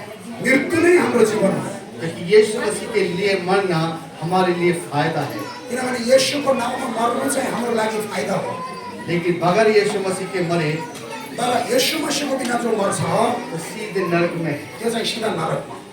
नरक यहाँ भी है, नरक यहाँ पनि छ, लेकिन यहाँ थोड़ा है। तर यहाँ चाहिँ कम छ। लेकिन वो जो नरक हमारे जाने के बाद मिलेगा वो नरक बहुत ही खतरनाक। त्यो खतरनाक नरक चाहिँ हामी यो संसार छोडेर गएपछि आउँछ। तो इसलिए यीशु मसीह ने क्या किया? क्या किया यीशु मसीह ने? येशू मसीहले के गर्नुभयो? इधर मैंने बताया कि क्या किया? येशूले के गर्नुभयो? ल बहिनीहरु भन्नुस् त। यीशु मसीह ने अपने परिवार के प्रति क्या किया? क्या? हमें क्या करना है? इसके प्रति क्या करना है? क्या करना है? या माता पिता के प्रति त्याग नहीं करना। अगर आपका परिवार परमेश्वर और आपके बीच में रुकावट बनता है तो उस रुकावट के लिए दुआ करें। तपाईको परिवार प्रभुको राज्यको लागि रुकावट बन्छ भने त्यो रुकावटको लागि प्रार्थना गर्नुहोस्। क्योंकि परिवारों में बहुत सारी समस्या होती है, किसी की वजह से लोग रुक जाते हैं। परिवारमा कतिपय समस्याहरू हुन्छ, त्यो कारणले गर्दा उनीहरू रुकावटमा आउँछ। एक व्यक्ति विश्वास में आता है और उस विश्वासी के जीवन में उसके अपने लोग ही है ना दुश्मन बनकर खड़े होते हैं। एकजना व्यक्ति यदि विश्वासमा आउँछ भने उसकै परिवारले उसको विरुद्धमा आउँछ। क्योंकि उससे ज्यादा कोई नहीं जानता। किनभने मभन्दा कसैले बुझ्नुहुन्न, महिलेभन्दा ज्यादा कसैले बुझ्नुहुन्न। क्योंकि 1970 के अंदर जब मेरे बड़े भाई साहब ने यीशु मसीह को स्वीकार किया, जब 1970 मा मेरो दाइले प्रभुमा विश्वास गर्नुभयो तो उन्होंने कभी यीशु मसीह को ओपन नहीं किया, मतलब खोला नहीं। उहाँले चाहिँ येशू मसीहले मैले विश्वास गरेछु भनेर कहिले पनि उहाँले भन्नु भएन। लेकिन जब मेरे पिताजी 1981 में जब इस दुनिया से चले गए, जब मेरो पिता 1981 मा यो संसार छोडेर जानुभयो, तब मेरे बड़े भाई साहब ने यीशु मसीह को ओपन कर दिया। तब मेरो दाइले चाहिँ येशू मसीहको बारेमा चाहिँ खुल्ला तरिकाले भन्न सुरु गर्नुभयो। और जब उन्होंने ओपन किया जब उहाँले भन्नुभयो तो मेरे से और जो बड़े हैं उनसे छोटे, उन्होंने यीशु मसीह को 86 में यानी कि यीशु मसीह को अपनाया। जब मभन्दा नास्तिकको र मभन्दा सानो बिचको दाइयो थियो, उहाँले 1986 मा प्रभुलाई पाउनु भयो। और मैं ही उनके खिलाफ हो गया। मै नै उहाँको विरुद्ध बोल्छु। मैंने कहा कि यानी कि आप उस समूह को नहीं अपनाएंगे जो समूह यानी कि 200 साल तक हमारे देश पर राज किया है। तपाईँले चाहिँ त्यो समूहलाई अपनाउनु न, जो 200 वर्षसम्म उनीहरूले यो राज गरेको छ। क्योंकि हम लोग ना आर्य समाजी लोग थे, किनभने हामी चाहिँ आर्य समाजबाट थियौँ। क्योंकि आर्य समाजी जो लोग होते बहुत कट्टर होते हैं। आर्य समाजी व्यक्तिहरू चाहिँ एकदम कट्टर हुन्छ उनीहरू। क्योंकि आर्य समाजी यानी कि किसी देवी किसी देवता को नहीं मानते। आर्य समाजले चाहिँ कुनै देवता देवीहरूलाई मान्दैनन् उनीहरू। क्योंकि जब तक मेरे पिताजी इस दुनिया में थे तब तक किसी देवी कोई देवता का एंट्रेंस यानी कि मेरे घर के अंदर नहीं हुआ। मेरो पिताजी जब जिउँदो हुनुहुन्थ्यो तबसम्म उहाँले कुनै पनि देवी देवता हाम्रो घरमा प्रवेश गराउनु भएन। लेकिन मेरी वजह से हनुमान है ना एंट्री कर गया था। तर मेरो कारणले गर्दाखेरि हनुमान चाहिँ मेरो घरमा प्रवेश गरे। क्योंकि मैंने पहलवानी शुरू किया तो यानी कि पहलवानों को पता चलता कि हनुमान की पूजा करोगे तो ज्यादा बल आएगा। मैले चाहिँ बलवान गर्न सुरु गरेँ र पलवानहरूले अधिकतर चाहिँ हनुमानलाई पुज्ने गर्छन् र हनुमानलाई पुजेपछि पलवानको चाहिँ ताकत बढ्छ भनेर। लेकिन मैं अपने परिवार अपने दोनों भाइयों के खिलाफ था। र म मेरो परिवार र मेरो दुईटै भाइको खिलाफ विरुद्धमा म थिएँ। मैंने पादरी तक को मारने का भी ऑर्डर किया। मैले पास्टरलाई पिट्नको लागि पनि मैले अर्डर दिएको थिएँ। लेकिन एक बात समझ में आ गई र एउटा कुरा मलाई थाहा लाग्यो कि परमेश्वर ने उन्हीं लोगों को पसंद किया है जो उसके खिलाफ। परमेश्वरले त्यही व्यक्तिलाई मन पराउनु भयो जो उहाँको राज्यको विरुद्धमा थियो। जो उसके विरुद्ध में खड़े होते हैं उन्हीं को लोग पसंद करता है परमेश्वर। जो यीशु मसीहको विरुद्धमा हुन्छ नि त्यही व्यक्तिलाई प्रभुले रुचाउनुहुन्छ। जानते क्यों पसंद करता है? थाहा छ किन उहाँले रुचाउनुहुन्छ? क्योंकि जब ये भ्रष्टाचार या गंदे काम या चोरी चकारी या मारपीट या न सताव को इतनी धुन के साथ इतनी ईमानदारी के साथ कर सकता है, तो ये जब मेरे पास आएगा मैं इसको चुनूंगा तो उससे कहीं बढ़कर करता है। थाहा छ यीशुले यस्ता व्यक्तिलाई किन मन पराउनुहुन्छ? यसले लडाई चोरी डकैती मारपीट यो सबैले यसरी गर्छ भने जब यो मेरो पासमा आयो भने यसले मेरो राज्यमा त झट्टो काम गर्नेछ। क्योंकि ये बाइबल से ही मैंने सीखा। किनभने यो बाइबलबाट नै मैले सिकेँ। क्योंकि जब पौलुस जो था वो यीशु मसीह के लोगों को मारने के लिए बावला हो जाता था। किनभने पाउल यीशु मसीहको सन्तानलाई सताउनको लागि पिट्नको लागि बहुत उसले और इतना पागल हो जाता था कि चिट्ठियां लिखवा करके उनको बंदी गृह में ले जा करके डालने के लिए तैयार। यति त्यो चाहिँ मारपिट गर्न पागल हुन्थ्यो कि चिट्ठी लिएर मानिसलाई विश्वासीलाई बन्दी गृहमा हालिदिन्थ्यो। और जब यीशु मसीह ने उसे पकड़ा, जब यीशु मसीहले पाउललाई पकडिनु भयो तो वो अंधा हो गया। तब वो चाहिँ अन्धा हो।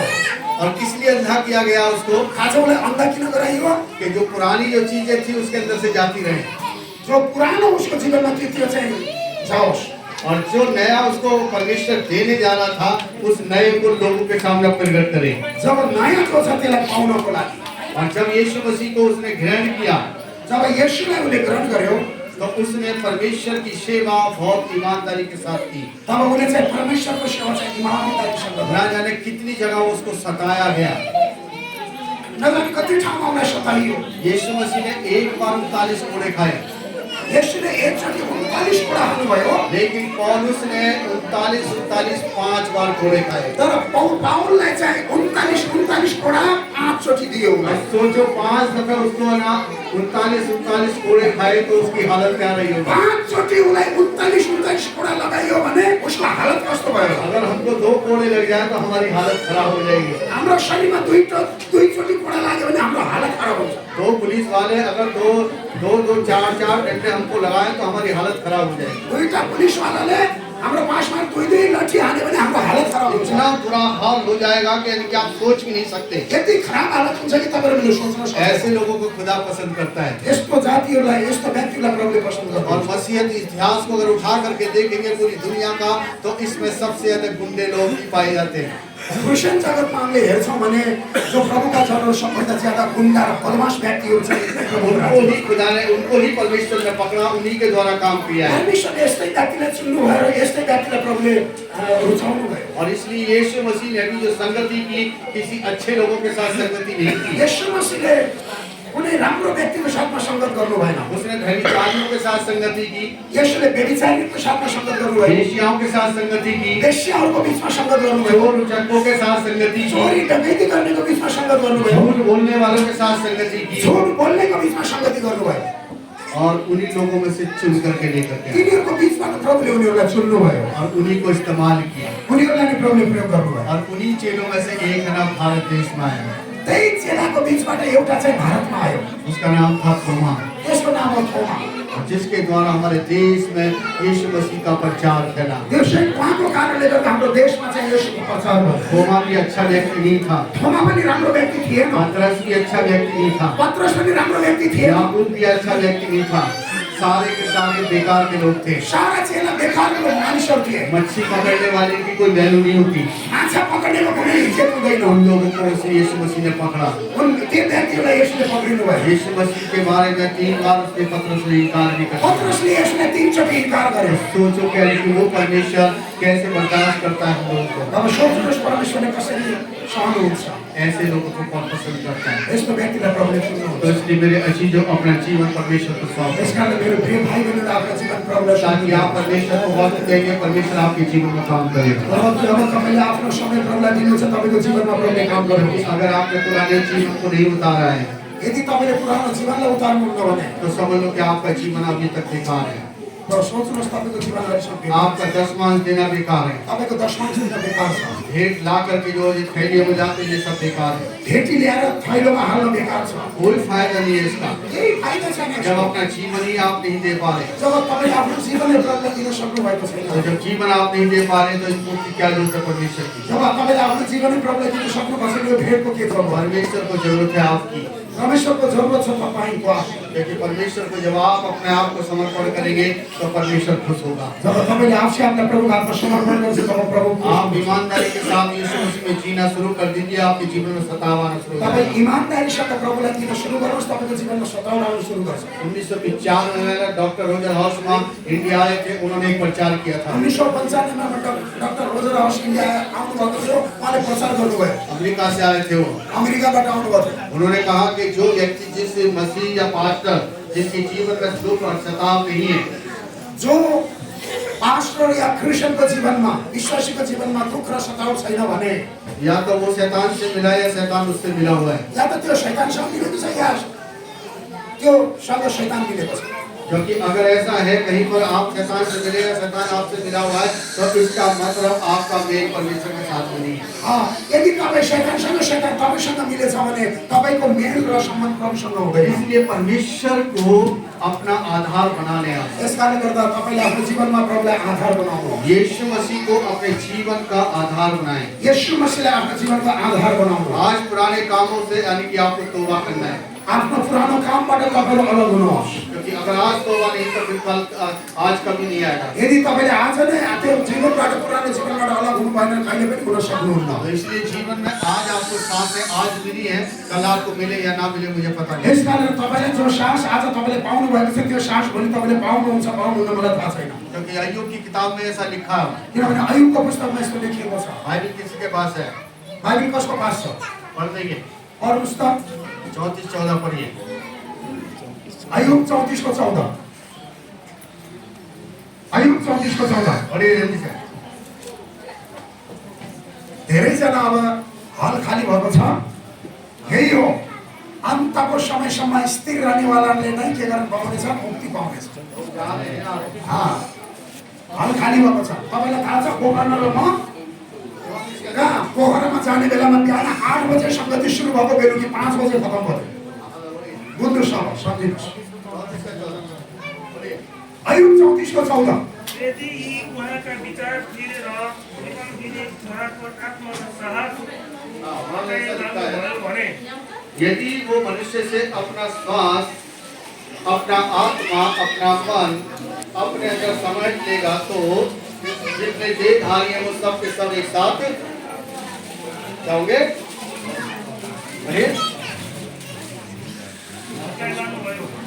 नाश हो जाएंगे। अपना आत्मा, अपना मन, आफ्नो आत्मा आफ्नो मन वो अपने अंदर ही समेट ले वापस आप में से, तो परमेश्वरले आफ्नो बासमा वापस लिनुभयो भने आप क्या करेंगे? तब तपाईँले के गर्नुहुन्छ? जब आप सोचते हो कि चर्च छोड़ करके आज चलो आज हम कुछ अपना काम कराते हैं, तर तपाईँले सोच्नुहुन्छ आजको चर्चको छोडेर हामी आफ्नो काम गर्छौँ। तो सोचो यानी कि उस टाइम में आपकी श्वास आपसे परमेश्वर ले लेगा तो आप कौन सा काम करेंगे? र सोच्नुहोस् उस समयमा तपाईँको श्वास प्रभुले वापस लिनुहुन्छ भने आप कुछ काम नहीं करेंगे बल्कि लोग आपका काम करेंगे, तपाईँले केही काम गर्नु तर मानिसले तपाईँको जीवनमा काम गर्छ। क्योंकि लोग आपके परिवार के लोग इधर उधर से रिश्तेदारों को बुला करके या तो आपको जला देंगे या आपको दफना देंगे। या त तपाईँ मरेपछि तपाईँको नातिदारहरू आएर तपाईँलाई या त ढाडिदिन्छ या जलाइदिन्छ। तो सोचो कि उस सांस को बरकरार रखने के लिए सांस देने वाले का हमारे साथ होगा। सोच्नुहोस् यो सास दिनेवालालाई तपाईँको मेरो जीवनमा राख्न जरुरी छ। तो इसलिए अपने पुराने जीवन को त्यागना होगा, पुराने त्यसैले जीवन गर्दा आफ्नो पुरानो जीवनलाई छोडिदिनुहोस्। पुराने जीवन को छोड़ना होगा, पुरानो जीवनलाई छोड्नुहोस्, बिल्कुल छोड़ना, बिल्कुल त्यागना है। त्याग दिनुहोस् पुरानो जीवनलाई। आप उन लोगों को बताएंगे कि ना परमेश्वर कैसे काम करता है, तपाईँहरूले भन्नुहोस् कि परमेश्वरले कसरी काम गर्नुहुन्छ। क्योंकि अगर आप परमेश्वर के बारे में किसी को नहीं बता रहे तो इसका मतलब ये है कि आप अपना डर करके रह रहे हैं। यदि तपाईँले प्रभुको बारेमा कसैलाई भन्नुहुन्न भने तपाईँ चाहिँ डराएर बस्नुभएको छ। अगर परमेश्वर के बारे में किसी से बात नहीं करे तो आपके अंदर है ना संसार का कहीं ना कहीं भय है, यदि तपाईँहरू चाहिँ डराएर काम गर्नुहुन्छ भने संसारको डर र भय तपाईँको जीवनमा और ये तभी आप कर सकते हैं जब आपके ना आपका समर्पण अपने पिता के प्रति अच्छा होगा।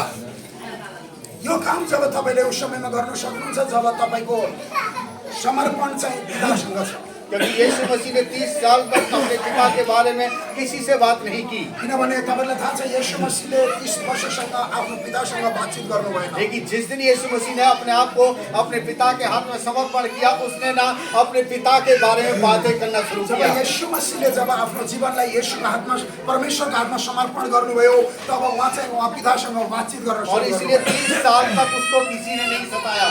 त्यसकारणले गर्दा 30 वर्षसम्म उहाँलाई कसैले सताएन। उसके शहर में, उसके गांव में, उसके कुटुंब में किसी ने नहीं सताया। उहाँको शहरमा उहाँको गाउँमा उहाँको जातिहरूले उहाँलाई कसैले सताएन। यहाँ तक के जो लेवी, जो याजक थे, जो महायाजक थे, उन्होंने भी नहीं सताया उसको। यहाँसम्म कि लेवी याजक र महायाजकले पनि येशूलाई सताएन। क्योंकि 30 साल तक यीशु मसीह ने कभी अपने पिता के बारे में बातें नहीं की। 30 वर्षसम्म येशूले आफ्नो पिताको बारेमा कसैसँग बातचित गर्नु भएन। उसने किसी को नहीं बताया। उहाँले कसैलाई भन्नु भएन। जबकि ना अपने पिता के यहाँ से गर्भ के धारण यानी कि दुनिया में आया, जब आफ्नो पिताको साथ गर्भधारण भएर मम्मी आमाको साथमा गर्भधारण भएर यो लेकिन उसने संसारमा नहीं बताया किसी को। उहाँले कसैले भन्नु भएन। और जब उसने बताया नहीं तो सताव कैसा? जब उहाँले भन्नु नै भएन भने सताउन कहाँबाट आउने? उसे कौन सता सकता था? उहाँलाई कसले सताउन उसे सक्यो? कौन मार सकता था? उहाँलाई कसले मार्न उसे सक्यो? किसी ने नहीं मारा। फिर उहाँलाई कसैले पनि मार्न सकेन। लेकिन जब उसने बताना शुरू जब किया, येशू मसीहले बताउन सुरु गर्नुभयो उसका परिवार ही उसके खिलाफ हो गया। तब उहाँको परिवार उहाँकै विरुद्धमा उठ्यो। क्योंकि बाइबल ऐसा बताती है, किनभने बाइबलले यसरी भन्छ, यीशु मसीह ने कहा येशू मसीहले भन्नुभयो कि नबी अपने घर में, अपने कुटुंब में, अपने समाज में आदर सम्मान नहीं पाता। भगवन्तले आफ्नो देशमा आफ्नो ठाउँमा आदर पाउँदैन।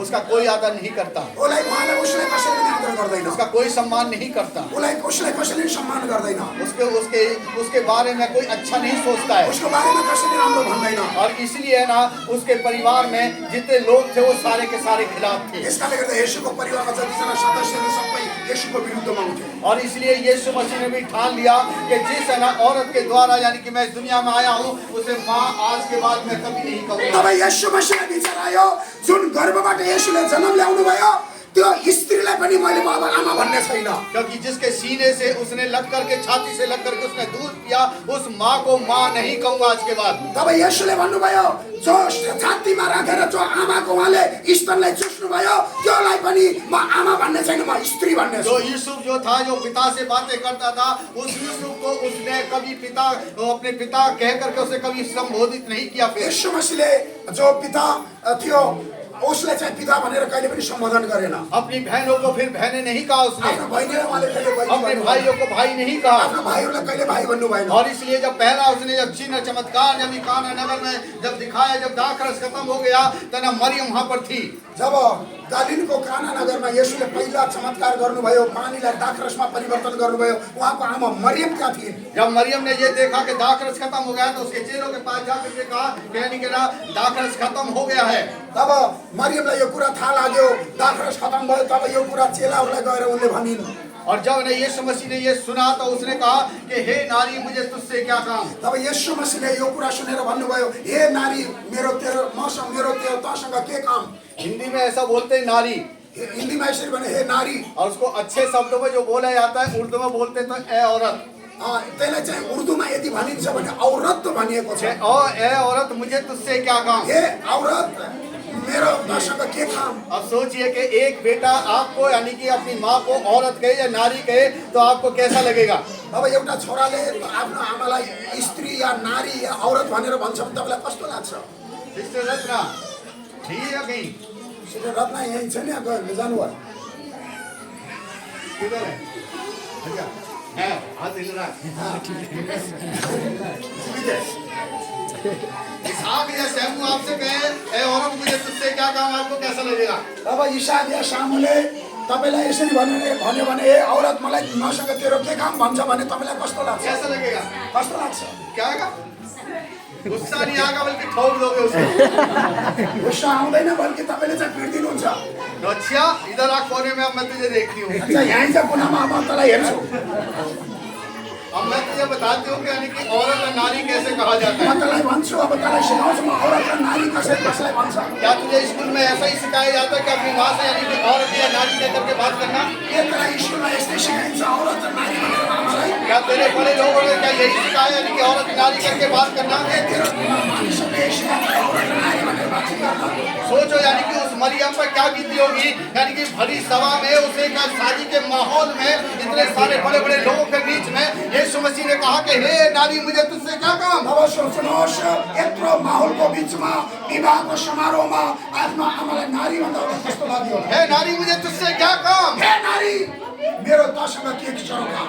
तेरे साथ में मेरा क्या रिश्ता है। अब तेरो साथमा मेरो के रिश्ता छ।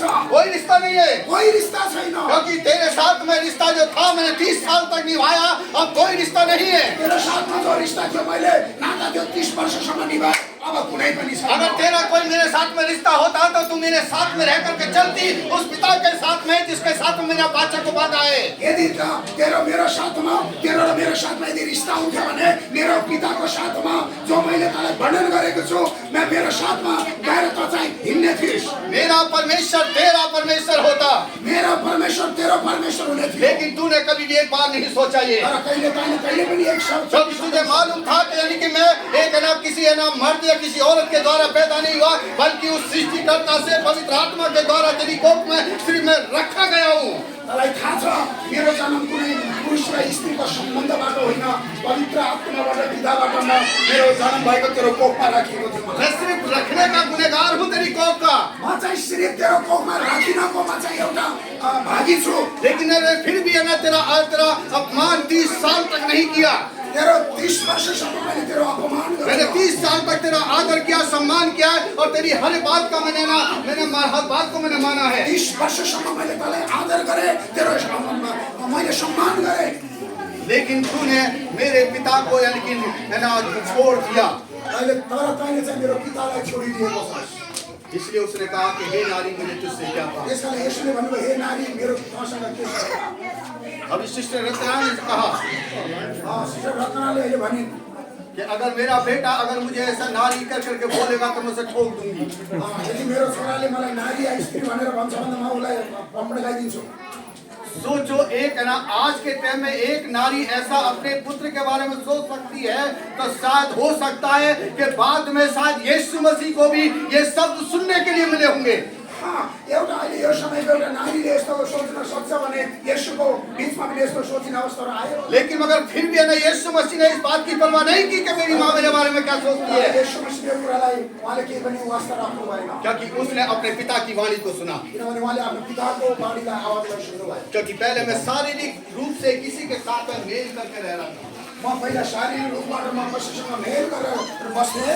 मेरा मेल एक है ना पिता ने एक जिस्म के साथ में कराया था जिसके द्वारा मुझे जमीन पर आना था, कुछ समय के लिए उसके साथ में मेल था। मेरो सम्बन्ध चाहिँ मेरो पिताले यो शारीरिक मनुष्यलाई प्रयोग गर्नुभयो र केही वर्षसम्म म यिनीहरूको साथमा रहेँ। 30 साल तक मेल रखने के लिए उसको सिर्फ इस्तेमाल किया। 30 वर्षसम्म रहनको लागि परमेश्वरले उनीहरूलाई सम्बन्ध गरायो। क्योंकि मेरा जो मेल जो होना था वो इस औरत के साथ में नहीं बल्कि उस सृष्टि सृष्टिकर्ता के साथ में होना था जिसने मुझे इस कोख में ला करके रखा था। मेरो सम्बन्ध यो नारीसँग होइन तर सृष्टिकर्ता परमेश्वरसँग हो र उहाँले चाहिँ यो नारीको कोखलाई चाहिँ प्रेम गर्नुभयो। अब इसलिए मेरा मेल उसके साथ में हो गया है, इसलिए मेरा परिवार मेरे खिलाफ हो गया। यसकारणले गर्दा अब येशूको मेरो सम्बन्ध यस पितासँग भयो र उहाँको परिवार अब उहाँको विरुद्धमा खडा भयो। और इसलिए यीशु मसीह की माता जो मरियम जो कहलाती है, उसने कभी भी यीशु मसीह को जीते जी कभी उसको अपना उद्धारकर्ता स्वीकार नहीं किया। यसकारणले गर्दा येशूको माता मरियमले वो जिउँदो रहने बेलासम्म येशूलाई कहिले पनि उद्धारकर्ताको रूपमा स्वीकारेन। जबकि है ना आकाशवाणी हुई थी उस टाइम पे है ना परमेश्वर के है ना फरिश्तों ने बताया था कि यानी कि ये जगत का उद्धारकर्ता होगा। उस समयमा जब आकाशवाणी भयो स्वर्गदूतहरूले भने कि यो चाहिँ जगतको उद्धारकर्ता हो भनेर, लेकिन तो भी है ना उसने अपने उस है ना पिता के फरिश्ते की बातों को यानी कि ना ग्रहण नहीं किया उसने। तब उसले चाहिँ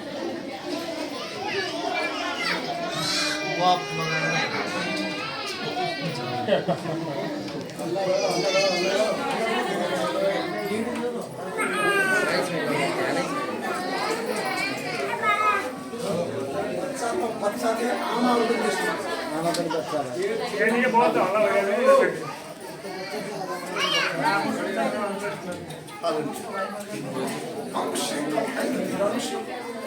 बच्चा पनि छ, ठिक छ, अहिले समय ज्यादा भएको छ, लामो समय ज्यादा आउँदैन। प्रचार यो प्रचार तपाईँले बुझ्नुभएको छ के भन्दा यति गहिरो प्रचार छ यो। Hallelujah hallelujah hallelujah. जानते यीशु मसीह की माता ने उसको जीते ही कभी यीशु मसीह जब तक रहा जब तक उसे ग्रहण नहीं किया और प्रभु करके उसे कभी नहीं माना। जब येशू मसीहको माता मरियम जबसम्म जिउँदो थिइन् तबसम्म येशूलाई उद्धारकर्ता र मुक्तिदाता भनेर कहिले पनि स्वीकारेन। उसे कभी स्वीकार नहीं किया। वो येशूलाई कहिले पनि स्वीकारेन। और यीशु मसीह ने अपनी माँ को एक बार नहीं बल्कि 2 बार औरत कहकर के पुकारा है। तब येशू मसीहले आफ्नो आमालाई चाहिँ एकचोटि होइन दुईचोटि स्त्री भनेर पुकारेको। दूसरी बार उसने कब पुकारा जब यीशु मसीह सलीब पर चढ़ा हुआ था। दूसरा चोटि जब पुकारे तब येशू मसीह क्रूसमा झुन्डिनु भएको थियो। और उसने कहा क्या ना उस चेहरे से यूहन्ना से कि हे नारी ये तेरा प्रिय पुत्र है। तब येशूले भन्नुभयो उसको छोरालाई असलमा उसको छोरालाई देखाएर हे नारी यो चाहिँ तेरो पुत्र हो। शायद है ना यीशु मसीह को उस पर तरस आ गया उस टाइम। सब येशू मसीहलाई उस समयमा दया आयो होला। और तरस इसलिए आया क्योंकि उसे अपने भाई और बहनों पर पूरा यकीन नहीं था कि इस औरत का वो ध्यान रख पाएंगे। उस समयमा येशूलाई यो लाग्यो कि उसको आमालाई चाहिँ मैले जति ख्याल गरेँ हुनसक्छ मेरो भाइ र बहिनीले त्यति ख्याल राख्नु। और इसलिए यानी कि ना कभी भी उसने फिर अपनी माँ को यानी कि उसके हाथ में नहीं सौंपा। तब येशूले आफ्नो आमालाई चाहिँ उनीहरूको भाइ र बहिनीको हातमा सुम्पिनु और भयो। इसलिए उसने यीशु मसीह ने अपनी माता को मरियम को यानी कि ना यूहन्ना जो प्रकाशित वाक्य जिसके द्वारा लिखा गया उसके हाथ में सौंपा। येशू मसीहले आफ्नो माता मरियमलाई चाहिँ आमा मरियमलाई चाहिँ आफ्नो बहिनी र भाइको हातमा सुम्पिनु भएन तर प्रकाशित वाक्य लेख्ने यूहन्नाको हातमा उहाँले सुम्पिदिनु भयो। क्योंकि ये हकीकत है कि अपना यानी कि धोखा दे सकता है लेकिन गैर आपको धोखा नहीं देगा।